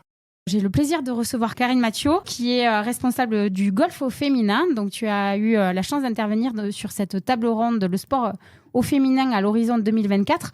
Pourquoi avoir accepté l'invitation peut-être d'André et de participer à cet événement et ton implication dans cette table ronde, s'il te plaît? Pourquoi avoir accepté l'invitation? Parce que je trouve que c'est une belle cause que de batailler pour le sport féminin, chose que je fais depuis pas mal d'années, puisque moi j'étais moi-même athlète avant et ensuite entraîneur de l'équipe de France féminine. Et bon, maintenant je suis dans un club, donc du coup je suis très impliquée dans le golf féminin dans son ensemble sur différentes générations et depuis pas mal d'années quand même, depuis une 30aine d'années. Alors, tu savais bien le dire, de 3 à 85 ans. Oui, ça là, c'est ça maintenant. Fait l'intégralité des générations, là. Maintenant, dans le club, parce que j'ai d'autres missions, puisque j'ai arrêté d'entraîner l'équipe de France, de coacher, et je suis revenue un peu en région, on va dire. Et effectivement, l'enseignement se fait des tout petits jusqu'au super senior, quoi. Et bon, ça, c'est le côté aussi sympa. Et bon, là, par contre, c'est homme-femme, c'est pas... Mais c'est tous les âges et tous les sexes. Donc, tu disais que moi, j'ai ressenti vraiment ton engagement vrai pour le golf féminin depuis ta plus tendre enfance, parce que tu disais quand même que c'est vrai que le golf, même moi à l'époque, c'est quand même hyper un peu macho, c'est ce que tu disais, oui. Et c'est quand même réservé aux hommes. C'est sûr, mais c'est vrai que moi en tant que joueuse, j'ai fait de mon mieux pour avec les moyens que j'avais pour jouer au golf à haut niveau, et ensuite j'ai essayé de faire en sorte que je me forme de manière plus spécifique à l'enseignement de la fille, on va dire, et de la femme, mais plutôt de la fille, puisque mon idée c'était plutôt d'enseigner, puisque j'étais prof de ski aussi. Et après, je voulais être prof de golf, je savais que je voulais être entraîneur, et donc j'ai suivi pas mal aussi de formations au féminin, et j'ai fait beaucoup de formations un peu spécifiques filles, femmes, et du coup c'est pour ça que ça me tenait vraiment à cœur de venir partager un peu dans une journée comme ça. Et qu'est-ce que tu retiens justement de cette table ronde et des échanges riches qu'il y a eu aujourd'hui? Ce qui fait plaisir, c'est de voir que y a des gens de différents milieux, différents horizons, avec des métiers complètement différents qui sont sensibles à cette cause. Et c'est vrai que parfois on se sent un peu tout seul. Moi, j'avoue que quand j'œuvre dans mon club à petite échelle pour les filles, pour les femmes, c'est pas toujours facile face à un public masculin, des décideurs qui sont plutôt masculins, et heureusement plutôt sympa, ils viennent prendre des cours avec moi quand même, mais mais voilà, c'est pas toujours évident. Et donc du coup, d'un point de vue de ce qu'il y a eu, les échanges qui t'ont le plus marqué, toi, qu'est-ce que tu as retenu du coup? Déjà, j'ai trouvé très intéressant la partie sur le sponsoring. Alors moi j'ai fait des études de marketing quand j'étais jeune, donc tout ça je comprends et je connais, mais c'est de voir les chiffres aussi qui sont assez intéressants, de se dire il y a quand même beaucoup d'entreprises qui sont pas forcément que des grosses entreprises qui sont ok pour miser sur le sport, et aussi sur le sport féminin, parce que les filles et les femmes, elles ont besoin de beaucoup de soutien, et pas plus que les hommes, puisque le coût d'une saison, il est identique, mais autant que les hommes. Autant que les hommes. Voilà. Et qu'elles ne l'ont toujours pas pour l'instant. Clairement. Quelle conclusion ferais-tu sur cette conférence et sur l'événement Dialogue Sport en général, quand même, qui est un petit peu innovant aussi? J'ai trouvé sympa les échanges des différents intervenants, et aussi l'assemblée. Je vois qu'il y a des jeunes, donc ça c'est bien. Parce que ceux qui vont œuvrer pour le futur, c'est aussi eux, effectivement. Alors à leur échelle, parce que c'est plutôt dans le commerce, je crois, ceux qui sont là. Mais justement, c'est peut-être des futurs entrepreneurs, c'est peut-être des futurs agents. Et donc c'est bien qu'ils soient aussi sensibles à cette cause. Super. Merci beaucoup, Karine. Merci pour ton intervention, et merci d'être passée en plus sur notre micro pour débriefer. À bientôt. Au revoir. Carole Ferriou, merci beaucoup. Pour un peu te situer, tu es quand même ancienne championne olympique tiré à l'arc? Alors, pas olympique, j'ai été plusieurs pour fois. Moi, si. Ah, c'est pas tout à fait pareil. Non, j'ai été donc, oui, plusieurs fois championne du monde de tir à l'arc dans ma carrière de tir à l'arc en campagne, et j'ai participé à des compétitions aussi de tir à l'arc olympique. Donc, on a eu la joie de t'écouter aux côtés de Karine et de Maglone qu'on a eu justement précédemment sur cette table ronde, donc sport au féminin à l'horizon 2024, où justement on parlait un petit peu de cette problématique féminine qui n'a pas cette visibilité peut-être aussi, et qui n'a pas les mêmes problématiques que les sportifs de haut niveau peut-être en tir à l'arc. Et toi, tu as beaucoup parlé aussi de sacrifice familial. Tu nous as vraiment témoigné de ton parcours. Est-ce que tu peux nous en dire plus? Oui, moi en fait j'ai commencé le tir à l'arc vraiment toute petite. J'avais 4 ans avec mon papa qui était archer à la base. Et en fait, pour la petite histoire, je collais les flèches ventouses un petit peu partout dans la maison. Vous avez un petit arc et des flèches ventouses. Et mes parents ont dit bon, stop, on en a marre, donc on va aller au club. Donc mon père m'a emmené au club, et c'est comme ça que j'ai commencé le tir à l'arc. Et depuis, je n'ai jamais arrêté. J'ai toujours pris une licence à la fédération de tir à l'arc. Et puis après, je suis rentrée dans les centres de haut niveau vers l'âge de 14 ans. Je suis partie en section sport-études à Arcachon pendant une année. J'ai été à nouveau repérée, et donc j'ai intégré l'INSEP, l'Institut national des sports et de l'éducation physique à l'époque. Maintenant, c'est l'Institut de la haute performance. En 86, donc j'avais 15-16 ans, et j'y suis restée 10 ans. Voilà, et donc j'ai eu la chance, c'est une chance quand même d'être à l'INSEP, parce que j'ai pu avoir ce double projet de concilier mes études et ma carrière de sportif de haut niveau. Et au bout du compte, j'ai aussi eu la chance de gagner des titres à cette période-là et par la suite. Alors, pourquoi avoir choisi justement d'intervenir sur cette table ronde et d'apporter un petit peu ton témoignage et ta vision du sport au féminin? En fait, je pense qu'il faut surtout pas rater l'opportunité en tant qu'athlète de haut niveau, sportif de haut niveau, en plus du tir à l'arc, une activité, une discipline dont on ne parle pas beaucoup. Que tu disais. C'est vrai que c'est une discipline qui est peu médiatisée. On parle du tir à l'arc quand il y a des Jeux Olympiques et des médailles. Donc je pense que c'est déjà une opportunité pour ma fédération de parler de ma discipline. Et puis ensuite, c'est des sujets qui me tiennent à cœur, parce qu'à travers le sport au féminin, il y a plein d'autres thèmes qui en découlent. Il y a le sport santé, le sport scolaire, le sport des petites à l'école. Il y a plein de choses, les partenaires, l'image, etc. Et moi, c'est vrai que comme j'ai baigné dans ce milieu pendant des années, que je suis aujourd'hui enseignante, que j'ai eu la chance d'être très bien entourée familialement grâce à mes parents qui m'ont vraiment aidée et soutenue dans toute cette carrière. C'est vrai qu'aujourd'hui, une fois que j'ai arrêté ma carrière de sportif de haut niveau, j'ai eu l'envie de m'investir différemment. Alors c'est vrai que c'était pas du tout dans mon profil à la base, mais voilà, je suis élue au niveau de la fédération, je suis intervenue sur du sport santé, j'interviens sur, j'ai eu la chance d'être consultante sur France TV pour commenter les Jeux de Tokyo. Voilà, plein de petites choses qui font qu'il faut surtout pas rater l'occasion de parler. C'est ce que tu disais, voilà, être au bon moment, au bon endroit. Et aussi par rapport à ton parcours, tu as quand même subi entre guillemets le sport et la maternité, et que effectivement du moment où quand on est une femme et que effectivement on a un désir d'enfant, là on vous dit c'est un choix. C'est tout à fait ça. En fait, il y a eu deux choses. L'année où j'ai eu donc mon CAPEPS pour être prof d'éducation physique en 96, j'avais le choix de rester à Paris, donc d'être enseignante à Paris, mais ça voulait dire que être enseignante, je pouvais plus m'entraîner, donc je me suis dit autant partir en province. Donc je suis partie en province, et puis là aussi, la vie a fait que il y a eu donc le désir de maternité. Donc en 2000, c'était les Jeux d'Atlanta en 96 et Sydney en 2000. Et c'est vrai que moi, je m'étais imaginé en fait que grâce au tir à l'arc, je pouvais pratiquer partout et puis faire des compétitions. C'est une discipline qui est scorée, donc vous faites une performance, il y a des minima à faire, vous les faites, que vous soyez à Paris, à Toulouse ou à Bordeaux, c'était la même chose. Mais en fait, quand je suis partie de l'INSEP, on m'a bien dit loin des yeux, loin du cœur. Et en fait, cette phrase, je l'ai pas comprise tout de suite. Et puis par la suite, en fait, au bout d'une année, j'ai compris qu'en étant sur Toulouse, j'étais loin des centres de haut niveau. J'avais plus les mêmes facilités pour m'entraîner, même si j'avais gardé mon niveau, il n'y avait pas de souci de ce côté-là. Et on est moins appelé en équipe de France. Et puis moi, l'âge aidant, je me suis dit c'est peut-être aussi le moment d'avoir des enfants. Donc j'ai eu 2 enfants, et là j'ai signé, je dirais, mon début de fin de carrière. On m'a expliqué gentiment que j'étais chargée de famille et que malgré mes performances, ça serait très compliqué pour moi. Pour vous dire, en fait, entre 2004 et 2008, la fédération manquait de filles. Et donc, ils ont rappelé en fait toutes les anciennes.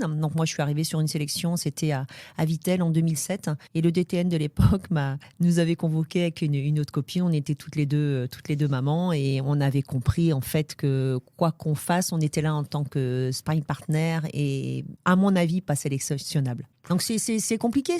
Après il faut le savoir. Du coup, ta petite conclusion par rapport à cette table ronde et justement par rapport à tout ce que tu as vécu, ça serait quoi par rapport à l'événement et cette table ronde? Après, moi, je suis pas du tout aigrie ou je suis déçue évidemment de pas mal de choses, mais je pense que c'est pour ça que tu es engagée aussi pour exactement. Si on est juste aigri et qu'on reste chez soi, ben ça va pas avancer. Donc il faut être présent, il faut se montrer, il faut parler, il faut raconter sans ambiguïté et sans aigreur ou sans rancœur, je dirais, ce qu'il a pu nous arriver. Et puis il faut que ça serve, surtout il faut que ça serve à d'autres sportifs même, hein, parce que bon là on parle des filles, mais c'est vrai que il faut que ça serve, il faut que nous on soit présentes maintenant sous une autre forme, avec d'autres projets, avec d'autres discours, avec une évolution, puisque c'est vrai qu'entre le sport de haut niveau d'il y a 30 ans et aujourd'hui, on est complètement moi je dirais en décalage, parce que c'est vrai qu'il y a des choses, on parlait des réseaux sociaux, mais les réseaux sociaux, si on les avait eus il y a 30 ans, ça aurait été beaucoup plus facile pour nous aussi. Aujourd'hui, moi je vois dans le monde du tir à l'arc, hein, on voit des personnes sur les réseaux sociaux, on a l'impression qu'ils sont champions du monde, champions olympiques, alors qu'ils n'ont rien fait, mais ils écrivent super bien, ils ont des super posts, Après, il faut faire le tri. Donc c'est vrai que pour les partenaires, ça doit être aussi un peu compliqué. Il faut être formé aussi. Formé. Donc c'est important pour nous d'être dans ce genre de manifestation. Et moi, c'est avec vraiment grand plaisir que j'y participe. En tout cas, nous, c'était avec grand plaisir qu'on t'a accueilli pour ce débrief de table ronde sur le sport au féminin. Carole, tu es la bienvenue quand tu veux dans l'émission, apparemment très prochainement, pour nous parler aussi de tir à l'arc et de ta passion. Oui. Donc merci et puis à bientôt. À bientôt. Et si on dialoguait sport, 3e conférence. Et cette 3e conférence avait pour thème les collectivités au cœur du financement du sport. Quel avenir pour le sport, son financement public, ses équipements et ses clubs? Et là, nous avions la chance d'avoir 8 invités exceptionnels représentant quand même de grandes institutions. Laurent Chérubin, Lynn Malric, Brigitte Linder, Sandra Forgue, Michel Franck, Christophe Lubac, Julie Faramond et Alain Carré. Et retrouvez maintenant les extraits de ces intervenants sur scène. Extrait, première intervention de Laurent Chérubin, qui est conseiller régional et maire de la Beige. Le sport, sur la région Occitanie, c'est quelque chose d'important. D'abord, vous l'avez entendu, c'est la deuxième nature pour nous, mais ça a différents aspects. L'aspect notamment santé, qui est un élément très très important et qui nous tient à cœur. Il y a aussi le portage du sport professionnel, puisqu'on est quand même, on agit, on contribue à beaucoup de clubs. On a quand même la fierté d'avoir, et vous l'avez vu, des sportifs de haut niveau, quelles que soient les qualifications sportives, on se retrouve quand même avec de la qualité régionale qui fait qu'on doit porter le sport de haut niveau aussi à accompagner. Le CREPS étant notre outil le plus important aussi de façon régulière et au quotidien pour monter à niveau les compétences de chacun. Il y a la notion de lien social aussi, qui est important. Le sport pour tous, ça c'est quelque chose qui nous tient à cœur. L'accompagnement des petits clubs, c'est important aussi. On vient renforcer avec nos partenaires et nos collègues tout le monde associatif local, parce que ça fait partie d'un certain nombre d'éléments. Aujourd'hui d'ailleurs, je vais être peut-être un peu provocateur, mais on se rend compte qu'au moment où on a des difficultés, on sent bien les difficultés que peuvent avoir les clubs au quotidien et dans les finances, on est de plus en plus sollicité pour contribuer, pour participer à la vie des clubs. Ça, c'est quelque chose qui est compliqué aussi, qui est compliqué parce que les budgets sont pas extensibles, et le fait de contribuer à l'échelle d'une dimension régionale à l'accompagnement des clubs au quotidien, c'est pas simple pour nous.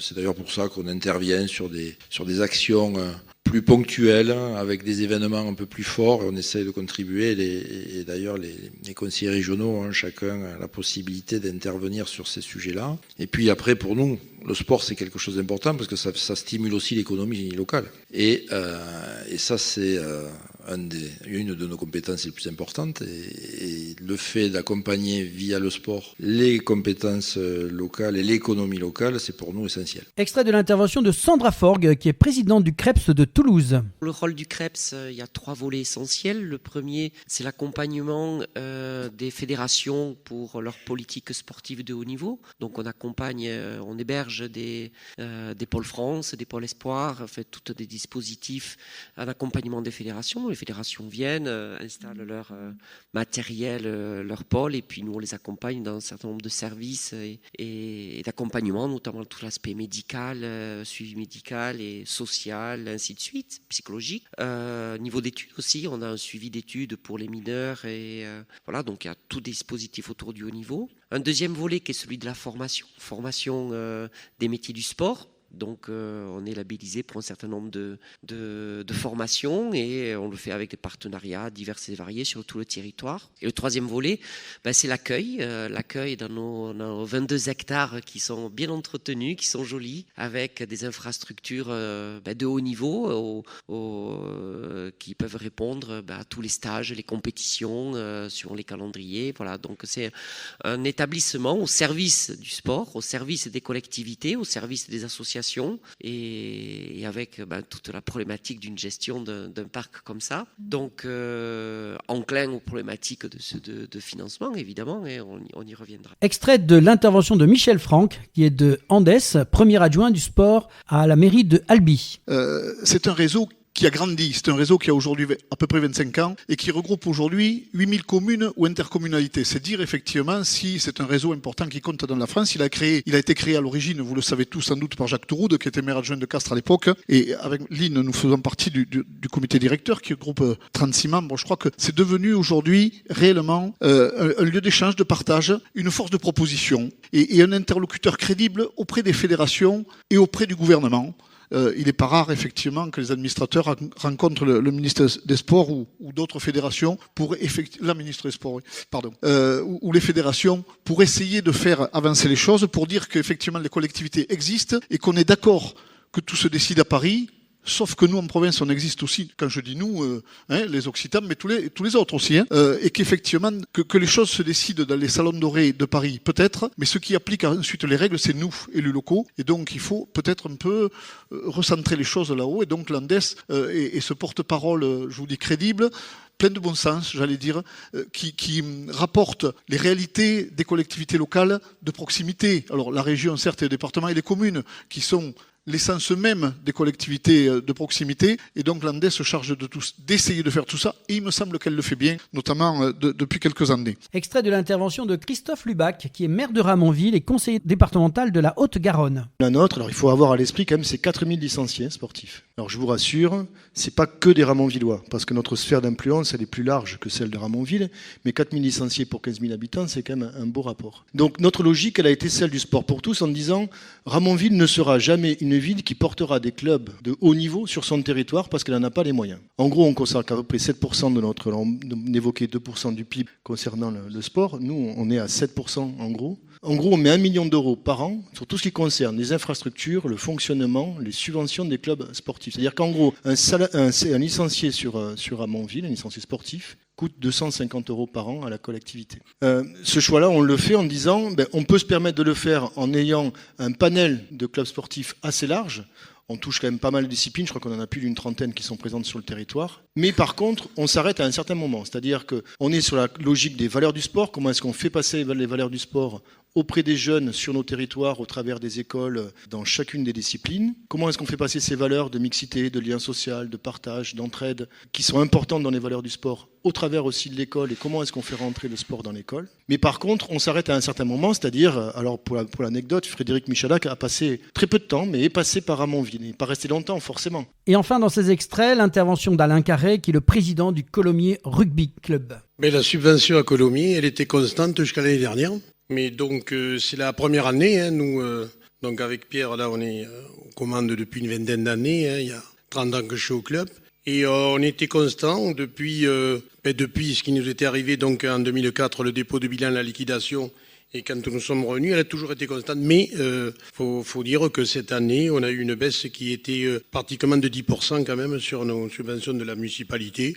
Bon, on marche très bien avec la mairie, on s'en est expliqué. Bon, il y avait des choses qui étaient celles-là et retour peut-être donc dans un deuxième temps parce que ce n'est pas figé. Mais cette année, la subvention a baissé de 10%. Et à suivre, nous vous proposons de retrouver nos invités au micro d'Audrey Vidotto pour cette dernière conférence de la journée. En présence de Julie Faramond, donc conseillère municipale déléguée en charge des clubs sportifs amateurs de la ville de Toulouse et maire de quartier 2.2, Croix-de-Pierre, route d'Espagne et conseillère métropolitaine. Est-ce que je n'ai rien oublié? Oui, c'est ça, merci. C'est parfait. Mais merci à toi, Julie, d'être présente. Julie, un petit retour sur du coup, ta participation à la table ronde Les collectivités au cœur du financement du sport. Pourquoi avoir accepté l'invitation et personnellement et en tant que représentante de la mairie, je pense, et élue de la mairie de Toulouse, voilà, quel était ton enjeu pour toi et pourquoi avoir choisi d'accepter de venir intervenir? Alors déjà, c'est une évidence. Pourquoi? Parce que le sport, et c'est quelque chose personnellement, donc comme vous m'avez demandé dans un premier temps, qui est important. C'est-à-dire que je suis une sportive depuis l'âge de 4 ans et ça a apporté beaucoup de choses pour moi, un épanouissement en tant que femme, enfin en tant que jeune fille et après en tant que femme. Voilà, dans un premier temps la pratique, après l'enseignement de sport, le judo et la transmission, ça c'était important. Et en fait, par la suite, je me suis impliquée au niveau politique. Pourquoi? Pour aller encore plus loin et améliorer les pratiques sportives. Voilà, donner ce que l'on m'a donné, moi, jeune sportive. Et c'est vrai que c'était une évidence. Pourquoi? Parce que on est au plus près des clubs sportifs. La mairie de Toulouse est au plus près des clubs sportifs. Et au quotidien, on essaye de faire au mieux pour répondre aux spécificités de chaque club sportif, de chaque pratique sportive et de les accompagner dans voilà, tout ce qu'ils font de mieux, c'est-à-dire de vivre leur passion. Oui, alors c'est ce que tu disais. Je rebondis un petit peu parce que ça, Oui. je prenais des notes quand tu intervenais. Il y a vraiment cette volonté, en tout cas, de valoriser les clubs sportifs amateurs. Et comme tu disais, Toulouse, c'est quand même une ville hyper riche et hyper variée en termes de sport. Tu disais même qu'il y a plein de sports que tu connaissais pas avant d'être élu à la mairie. Tout à fait. Et donc, qu'est-ce que tu retiens le plus de cette table ronde et de cet engagement, de cette volonté de faire aussi vivre le sport au sein des collectivités et au sein du département? Mais ce que je retiens, moi, c'est que on a tous cette volonté d'aller dans ce sens et pour nous, c'est important. Donc, il faut être concret, efficace et toujours s'améliorer comme le sportif. J'aime toujours dire on s'améliore comme le sportif et à chaque situation, une solution. Ce que j'ai oublié de dire, c'est qu'on souhaite effectivement valoriser les sportifs, les bénévoles, les associations qui interviennent dans le développement durable, dans l'innovation, dans l'inclusion. Et c'est pour ça aussi qu'on va faire des trophées des sports, donc le 9 décembre, pour justement valoriser ces sportifs, ces clubs sportifs. Voilà, et on va faire participer les Toulousains et les Toulousaines, justement pour qu'ils choisissent. Voilà, trop bien. Voilà, il y a 10 catégories, donc avec différents thèmes qui nous tiennent à cœur. Et à chaque fois, ça va être effectivement 3 clubs sportifs qui vont être proposés et les Toulousains et Toulousaines vont voter pour leur préféré. Ça, c'est génial. Et tu parlais aussi de la bourse, d'une bourse pour les sportifs ou les sportives aux JO et aux Jeux aussi paralympiques. Ça, c'est une nouveauté, tu en as parlé? Exactement. Donc, cette année, on va mettre en place, c'est Toulouse Métropole qui va mettre en place une bourse pour les sportifs métropolitains qui vont aller aux Jeux Olympiques et Paralympiques. Et pour ça, on en est très fiers. Super. En conclusion, qu'est-ce que tu as envie de témoigner sur cette table ronde? Est-ce qu'il y a une note d'espoir? Est-ce qu'il y a une note de... il y a toujours des débats et effectivement, le sport, c'est une lutte encore permanente. Voilà, et sur l'événement en général de Dialogue Sport. Moi, je suis surtout contente qu'on améliore et on progresse au quotidien. On est toujours là. Et on continuera à l'être. En tout cas, c'était une belle table ronde et c'était pas du tout, enfin, moi je vais témoigner, pas politique. Au contraire, c'était vraiment le sport, c'était les collectivités qui témoignaient ensemble de la solidarité et de faire briller le sport. C'est le plus important. De toute façon, le sport, qu'est-ce qu'on retient sur n'importe quel terrain, n'importe quel tatami ou n'importe quel lieu de pratique, on retiendra toujours la beauté du sport et ce qu'elle apporte et la sensation qu'elle donne aux jeunes et aux moins jeunes qui pratique. Merci beaucoup Julie, Merci à pour toi. ton intervention, merci pour ton retour à chaud. Et en tout cas, tu es la bienvenue aussi au sein de l'émission Ici on parlait de sport pour parler de cette passion aussi et de toutes les actions que vous mettez en place au sein de Toulouse et de la collectivité. Merci, ce sera avec plaisir que je reviendrai. On a la joie et le plaisir de recevoir donc Lynn Madric, qui est quand même vice-présidente du conseil départemental de la Haute-Garonne. En charge des sports et du sport santé. Voilà. Et Brigitte Linder, notre Brigitte, présidente du comité départemental olympique et sportif de la Haute-Garonne. Bonjour l'équipe. Merci à toutes les deux de venir après l'interview, après cette table ronde. Déjà, pouvez-vous peut-être partager aux auditeurs votre choix d'avoir souhaité participer. Alors, pour information, le thème de la table ronde, les collectivités au cœur du financement du sport. Donc, du coup, pourquoi avoir pourquoi avoir accepté l'invitation et personnellement, pourquoi vous avez eu à cœur d'intervenir sur cette table ronde? Vas-y Lynn. Merci. Tout simplement parce qu'il est important de partager, il est important de faire savoir, il est important de travailler ensemble et on s'enrichit mutuellement lorsque l'on échange sur les thématiques du sport en particulier, mais lorsqu'on partage des expériences, lorsqu'on se retrouve et on prend des avis des uns des autres et c'est vrai qu'on se retrouve tous très souvent et qu'on a envie de partager notre passion pour le sport. Être élu au sport, c'est aussi donner de sa passion pour le sport et essayer de faire vivre le sport avec les clubs, avec les structures, avec les autres partenaires, le GDOS et tous les c'est vraiment partager, donc c'est un souhait. Et puis moi je porte la politique sport au département et c'est vrai qu'on fait beaucoup de choses et il faut le faire savoir. Et toi Brigitte? Alors moi j'ai accepté cette invitation parce qu'il était important que l'on sache que finalement mettre en exergue une politique sportive sur les départements, c'est pas si facile. Et on ne sait pas au niveau du mouvement sportif combien la place des collectivités est importante. Parce que au niveau des fédérations nationales, il y a donc les enveloppes de l'ANS, des subventions nationales, mais qui vont vers les fédérations.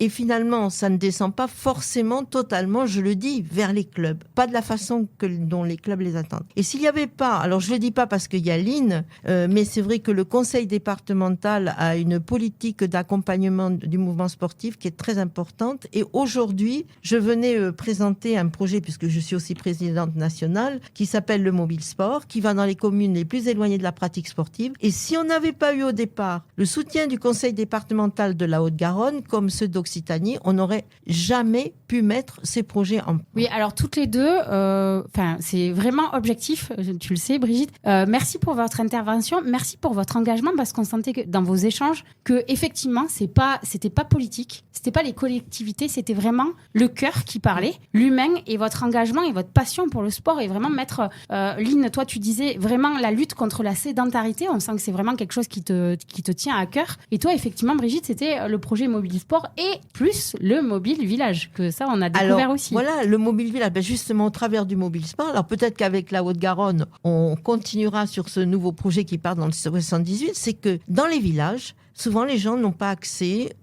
même pour ceux qui travaillent à Pôle emploi, ou une assistante sociale pour aider à monter les dossiers. Donc, c'est là qu'on va avoir quelque chose, un service complémentaire offert à la population. Voilà. Et je crois que c'est quelque chose, mais c'est grâce, je le dis, au départ du Mobile Sport. Alors, on a le Mobile Sport, on a mis en place maintenant, on a le Mobile Form, qui est uniquement sur les santé pour des personnes qui sont en besoin, qui relèvent donc d'opérations, qui ont vraiment besoin d'être accompagnées. Et puis maintenant, Mobile Village, mais c'est tout nouveau. C'était un scoop aujourd'hui. Qu'est-ce que vous retenez de cette table ronde et de tous ces échanges justement ensemble? Moi, je retiens que face à la crise, aux situations difficiles, que ce soit des crises économiques, que ce soit des baisses de pouvoir d'achat, que ce soit des personnes en situation difficile, des clubs en situation difficile, les collectivités, les clubs, les partenaires se serrent les coudes. On essaie de limiter au maximum les baisses de subventions. On essaie de tenir, comme on a fait au sein du département, par exemple, pendant le Covid. On a continué à soutenir les clubs. On a donné des financements spécifiques, la commission Covid, pour soutenir et porter les clubs, parce que le sport, comme l'a dit Madame Forgue, c'est un élément de paix, un élément de soutien, un élément de santé, on le sait, parce que même les études le démontrent. 60% des pratiquants en France disent que c'est pour la santé, pour le loisir, pour la détente. Donc, il faut vraiment qu'on se serre les coudes, même si j'ai entendu de nombreux nombreux, on va le dire, coups de gueule, parce que il est vrai que l'État se désinvestit beaucoup du sport. Il veut garder la même mise sur les décisions, mais il se désinvestit. Et que nous portons à bout de bras, mais jusqu'à quand? Mais ce qui était beau, c'est justement, vous êtes collectivité, c'est vous qui portez tous ces clubs. Vous les soutenez. Vous soutenez le projet aussi de bénévolat. On en a parlé, lors de cette table ronde. Il y a la collectivité qui porte le club, mais de A à Z, en fait, dans toutes ces problématiques. Et vous êtes vraiment engagé dans ça, en fait. Oui, on essaie, et puis on essaie d'être proche de nos territoires, comme le disait Brigitte, comme le disait le maire d'Albi, de Ramonville. Il est important d'aller sur tous les territoires, parce que le département de la Haute-Garonne, en particulier, c'est de l'urbain, une métropole, c'est du rurbain, des couronnes autour qui sont plus ou moins dortoirs pour certaines, et c'est du rural. Et il est important que tout le monde puisse pratiquer une activité physique, que l'on soit au fin fond du département, comme pas loin de la place du Capitole. Donc il est important d'aider les clubs, d'aider les personnes. Et puis, comme je le disais, les pratiques changent. Il est important de s'adapter, d'être innovant, de porter de nouvelles activités, de nouveaux moyens de financement. On essaie de travailler, nous, sur les financements pour limiter, je dirais, les chutes des clubs et les pertes de clubs, parce qu'on a besoin d'eux. Et on a besoin, comme vous le disiez, des bénévoles. Donc ça aussi, il est important d'avancer, de trouver peut-être un statut, mais ça, c'est l'Arlésienne, on en parle depuis très longtemps. Va-t-on y arriver? Oui, nous l'espérons. Donc les clubs font tout pour aider les bénévoles, pour les soutenir. Et sans le bénévolat, il n'y a plus de mouvement sportif. En conclusion de cette table ronde, qu'est-ce que vous avez envie de nous partager sur cet événement et ce que vous retenez de ce projet? Oui, pour moi, je suis tout à fait, je rejoins ce que vient de dire Lynn, mais je trouve que cette table ronde, elle est intéressante. Je pense qu'elle devra être refaite, peut-être à d'autres moments que dans la journée, parce que finalement, ça empêche les personnes qui sont en activité. C'était quand même difficile d'être là, de venir toute l'après-midi. D'ailleurs, je le dirais à André Lafenêtre, je trouve que mais vraiment, c'était des sujets très intéressants. Et on a senti, effectivement, comme le disait Lynn, moi je sais aussi, il faut qu'on agisse ensemble, qu'on mutualise nos moyens. Et ça, c'est compliqué de le faire comprendre. Mais si on mutualise pas nos forces et nos moyens, on aura des grandes difficultés à produire, à encourager l'héritage qu'on aura après les Jeux. Parce que la période des Jeux, faut pas se faire d'illusions. C'est féerique, c'est magnifique, mais ça va être très compliqué. Et après les Jeux, il va falloir qu'on soit solidaire, parce que nos clubs risquent financièrement aussi d'être en souffrance, malgré les accompagnements et les territoires. Moi, je sais que le conseil départemental ne peut pas quand même tout faire. C'est pas à lui de tout faire. Merci pour ce message d'espoir et en même temps cet appel aussi de soutien. Merci d'être venu aussi nous témoigner à chaud de l'importance de cette implication, de cet engagement et du combat aussi dans tous les sports pour faire aussi révéler les belles valeurs du sport et tous ces engagements. Merci à vous aussi d'organiser ces émissions, de faire passer les messages, et je crois que tous ensemble, on va y arriver. Oui. Et comme j'aime terminer, #on ne lâche rien. J'adore. Merci beaucoup. Et si on dialoguait sport, le match des réseaux. Et donc un match de réseau qui est en fait notre troisième mi-temps, puisque dans un milieu sportif, avec cette soirée gala pour les chefs d'entreprise, les décideurs de sport, les présidents de réseau, autour d'un cocktail dînatoire, c'était sympa, festif, on a pu parler de sport, on a pu parler de business, on a pu en même temps profiter de raconter tout un tas d'histoires sur le sport. Ce fut un temps fort pour toutes les entreprises, un bon moment que l'on a partagé tous ensemble. Vraiment Audrey, je crois que c'est une opération à recommencer. Oui, et ça permet vraiment de fédérer, ça nous a permis aussi de profiter de ce temps fort pour créer des amitiés, pour échanger, pour aussi performer ensemble et vivre un esprit sportif qui nous anime tous autour d'un cocktail plus que sympathique. Voilà, puis c'est aussi l'occasion de rencontrer et d'avoir quelques témoignages de personnes qui étaient là, qui étaient présents. Donc on a eu un premier interview, vous le verrez, d'un jeune étudiant qui était présent, un Mathieu Mondange, qui nous a livré un peu ses impressions sur cette première journée de Dialogue Sport. Et on reçoit un participant, Mathieu Mondange, qui est en même temps un nageur. Et Mathieu est venu par curiosité, il va nous expliquer un petit peu le pourquoi de sa venue ici à Dialogue Sport. Bonjour Mathieu. Bonjour Laurent. Alors Mathieu, tu es un sportif et tu as été attiré par cet événement. Est-ce que tu peux déjà nous expliquer un peu quel sport tu fais et où est-ce que tu en es dans cette progression sportive ? Alors moi je fais de la natation au club de l'ASPTT Toulouse Natation. Et donc moi je suis un nageur, anciennement un nageur régional mais passionné par le sport. Donc de niveau régional, et j'ai candidaté à la prépa des INP de Toulouse en tant qu'ingénieur. C'est une prépa pour devenir ingénieur. Et j'avais demandé des horaires aménagés parce que même si j'ai pas un niveau national au niveau des tout meilleurs nageurs, j'étais quand même passionné par le sport. Je souhaitais continuer à m'entraîner parce que j'adore le challenge, j'adore progresser. Donc j'ai finalement eu ces aménagements et aujourd'hui je suis un nageur de niveau national 2. Donc après 2 ans à la prépa avec des aménagements et en m'entraînant au club de la SPTT Toulouse, j'ai réussi à progresser. Et aujourd'hui je suis niveau national 2. Alors tu es content de cet aménagement finalement ? Ça a été assez simple à obtenir ?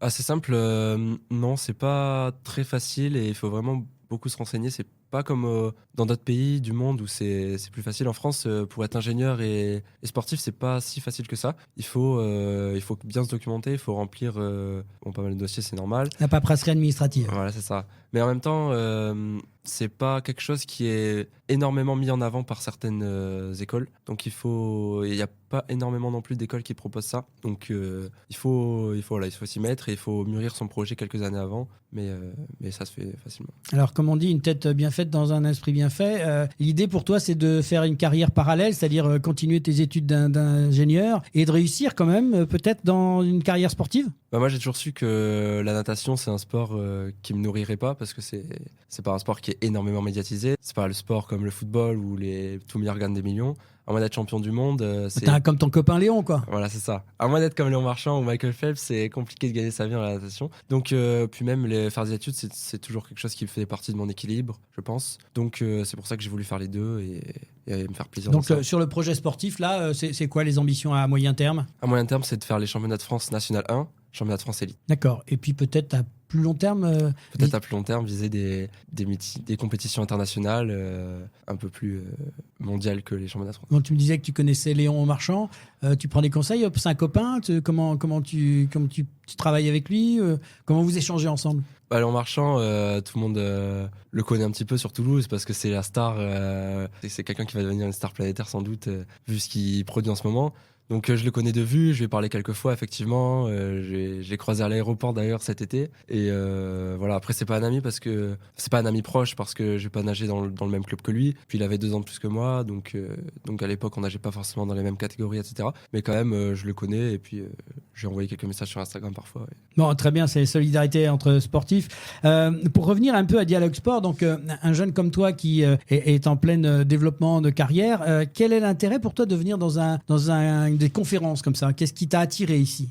Justement, je disais tout à l'heure que pour ce qui est des études et du sport, en France, c'est pas forcément un pays dans lequel la culture du sport universitaire est très très forte, même s'il y a quand même quelques aménagements dont j'ai pu bénéficier du coup et j'en suis très reconnaissant. Donc j'ai le cœur à soutenir ce genre d'événements qui mettent en lumière le sport et permettent de rencontrer des gens, de faire en sorte que certaines initiatives soient prises. Donc je trouve ça très intéressant et c'est pour ça que je suis venu ici. Donc en fait, il nous reste encore une conférence à venir tout à l'heure. Donc je pense que tu vas rester pour assister à cette conférence qui va parler des collectivités au cœur du financement du sport. Je pense que c'est un sujet qui peut effectivement t'intéresser au plus près par rapport à ton projet sportif. Bien sûr, c'est ça. Je trouve que c'est très important de mettre le sport au centre, enfin pas au centre, mais de financer énormément le sport parce que ça permet de développer énormément de qualité sur plein de personnes, sur les jeunes, et d'apporter énormément de bien dans la société. Donc c'est pour ça que j'adore soutenir ce genre d'événements et participer à ces conférences pour en apprendre énormément. Bah écoute, merci d'être venu d'abord à Dialogue Sport et d'avoir pris quelques instants pour passer dans cette petite émission. Et si on parlait de sport, tu es le bienvenu, bien sûr, si tu le souhaites, venir nous parler un peu plus en profondeur de ton sport dans l'avenir. Bonne journée à toi et merci encore. Merci beaucoup. On a eu aussi la chance d'avoir un autre personnage qui est Mathieu Sapin, coureur de course au large, qui revenait de son expérience à travers les mers sur une course au large. Et on a le plaisir de réaccueillir au sein de l'émission, mais accueillir Mathieu Sapin. Bonjour à toi. Bonjour, merci. Donc tu faisais partie du public, tu as assisté aux 3 conférences. Alors on rappelle la dernière conférence, c'était les collectivités au cœur du financement du sport.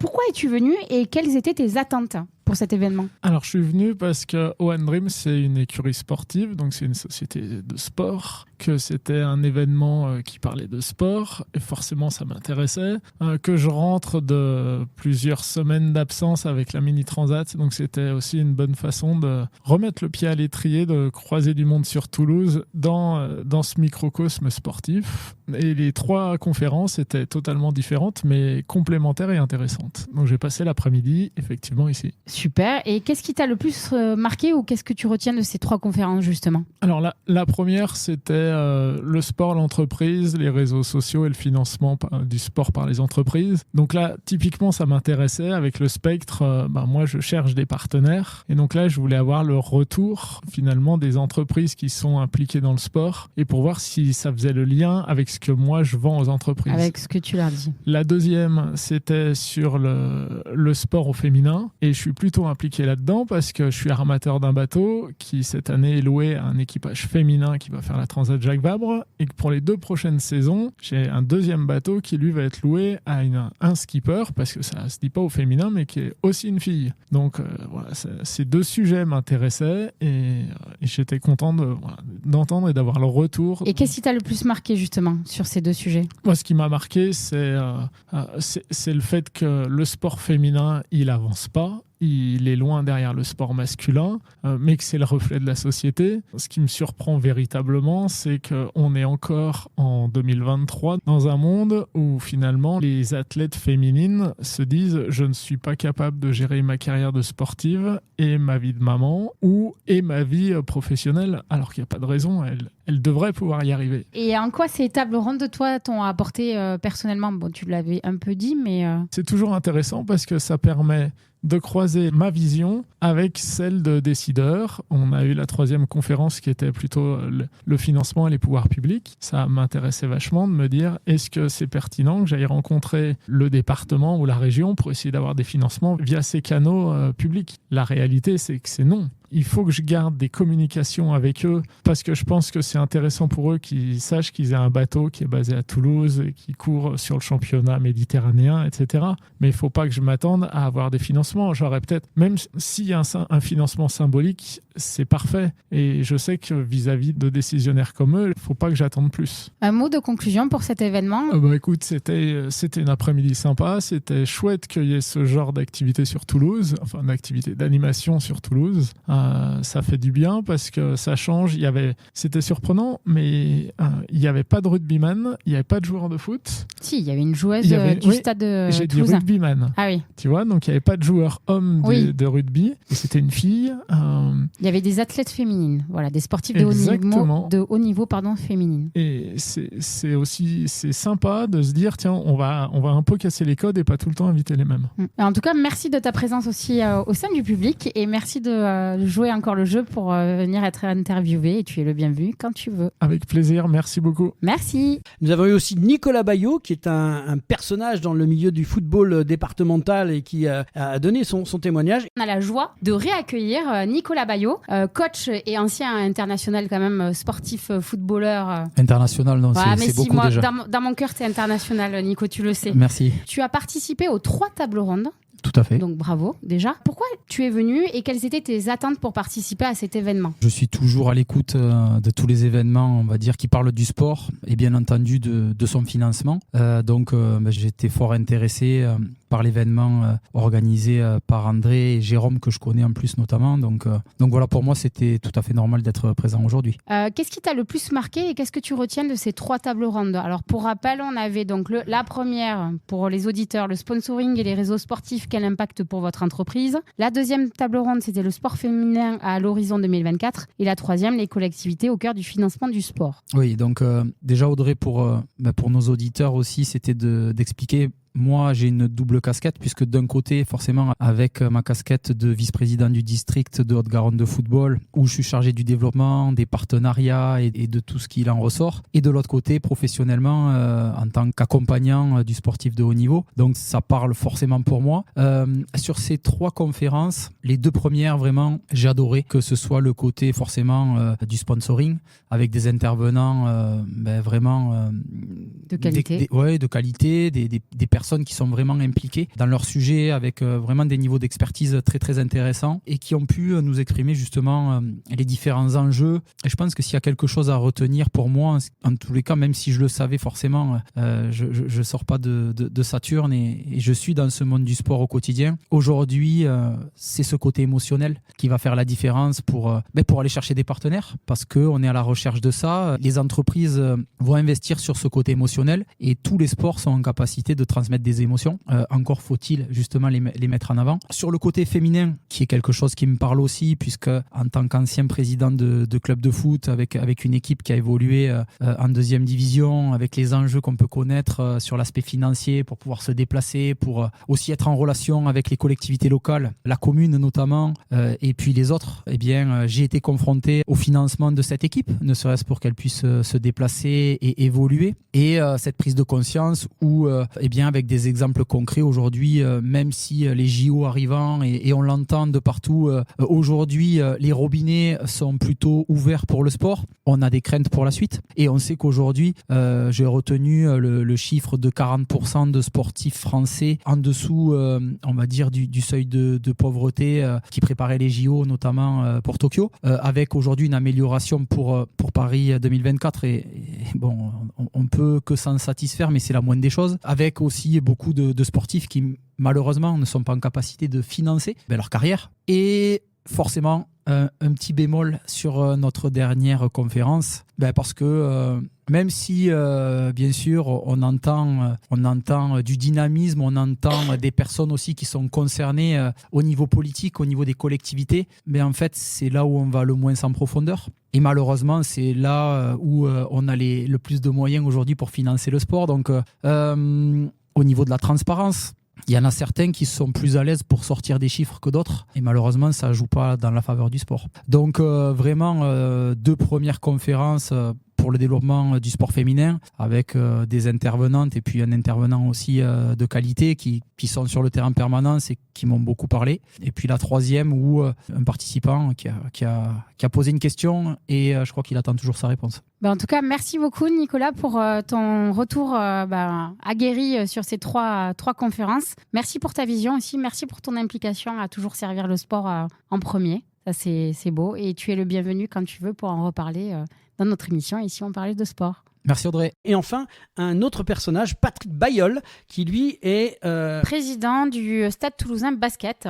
Merci Audrey. Donc, des personnages qui ont gentiment accepté de passer au micro d'Audrey et de moi-même. En présence de Patrick Bailleul, président du Stade Toulousain Basketball. Merci Patrick d'être présent. Et merci de l'invitation. Et du coup, tu étais membre du public. Oui. Pourquoi es-tu venu à cet événement sportif et quelles étaient tes attentes ? Alors, je suis venu parce qu'on me l'avait présenté il y a déjà quelques mois, au tout début du projet. J'avais trouvé ça très, très audacieux. Et ensuite, en tant que président du Stade Toulousain Basketball, il me semble que je devais être là. Et le deuxième aspect, c'est que je me posais des questions, donc je voulais avoir des réponses éventuellement en venant assister aux 3 conférences. Et je tiens déjà à souligner que l'organisation était absolument remarquable. Il y avait 3 plateaux. Alors, j'ai pas vu vraiment l'ensemble des 3 conférences. J'en ai vraiment vu 2 complètement, mais j'ai vu quand même les 3 plateaux qui étaient extrêmement riches, variés.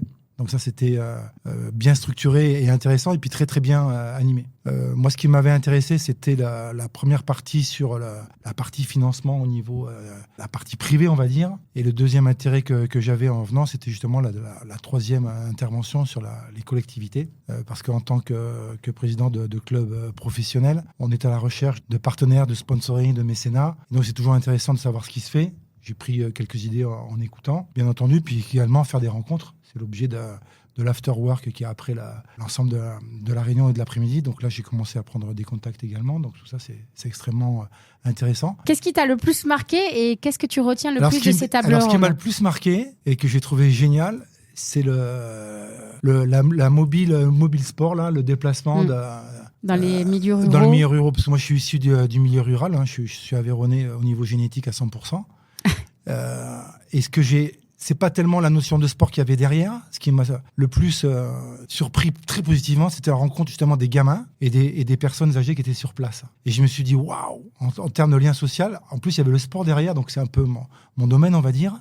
plus après le côté culturel, d'après ce que j'ai compris, qu'ils sont en train d'aménager. Et j'ai trouvé ça très très bien. Mais ça m'a apporté une autre réflexion derrière. Et je me suis dit, mais attends, les gamins, ils vont à l'école. Comment se fait-il qu'aujourd'hui, on soit obligé d'équiper une camionnette pour que les gamins aillent faire un peu de sport? Donc moi, toute la conclusion de toute la journée, il y a plein de problématiques qui sont sorties. Et je pense qu'elles pourraient être en partie réglées avec l'éducation du sport à l'école. Beaucoup de choses. À mon heure, à la fin, on a parlé de la violence et tout. La dame du crêpe, ça a parlé de ça. Enfin, je pense qu'il y a une grosse problématique qui démarre de l'école, du milieu scolaire. Donc un travail de fond de pédagogie, et d'éducation. notamment avec le sport. Et je pense que ça pourrait solutionner encore une fois beaucoup de choses. Ça a été un petit peu ma remarque. Et donc c'est ça qui m'a franchement plu, parce que je ne savais pas que ça existait. Et j'ai vu que visiblement il y avait un engouement. Et je trouve que c'est génial de se déplacer pour aller à la rencontre des gens. Puisqu'à l'échelle de notre club de basket, c'est ce qu'on va faire nous aussi. On veut faire sortir le basket de Toulouse pour aller voir des clubs périphériques de Toulouse. On a déjà lié des partenariats avec des clubs occitans. Donc puisqu'on veut développer également notre sport en milieu de la région Occitanie.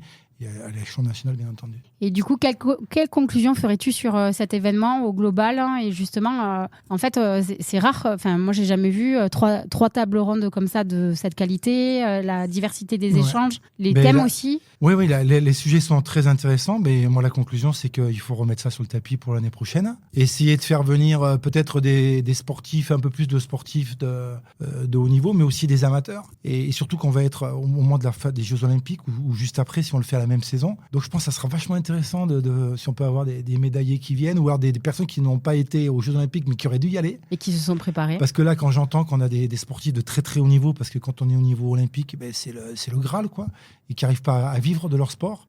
Puis on est quand même un pays occidental très riche, de mon point de vue, et on n'est pas capable de nourrir des gens qui portent le sport. Donc toute la notion de sport et santé derrière, qui développe l'image de la France au niveau de la planète. Donc je trouve ça un petit peu regrettable que ce soit au niveau des collectivités ou du monde privé, hein, parce qu'on a parlé beaucoup du monde privé, qu'on puisse pas aider ces sportifs de très très haut niveau qui sont des idoles forcément pour des jeunes. Merci beaucoup pour ce regard, merci pour ton témoignage. Avec grand plaisir. Tu es le bienvenu, Patrick, quand tu veux pour repasser auprès de l'émission ici on parle de sport. Je viendrai avec des joueurs, avec le coach du Stade Toulousain Basket, avec grand plaisir. Avec Laurent. À bientôt. Merci beaucoup. Et puis bien sûr, la conclusion d'un événement comme ça, on ne peut pas se passer de demander à André Lafenêtre.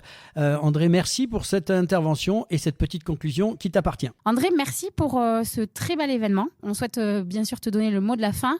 Quels sont pour toi les retours ? Quel est pour toi ton sentiment presque à la fin de cet événement, même si le match des réseaux est en cours? Qu'est-ce que tu retiens le plus de cet événement? Je sais, Audrey, que tu aimerais bien que j'apporte une conclusion, mais j'ai pas envie encore pour l'instant. J'ai envie de profiter encore de cette journée qu'on a organisée. D'abord, on est une équipe. On parle d'André Lafenêtre, mais il y a Bruno Hamet et Jérôme Lefebvre. Bruno Hamet qui a fait un boulot extraordinaire en termes de communication, en termes d'image.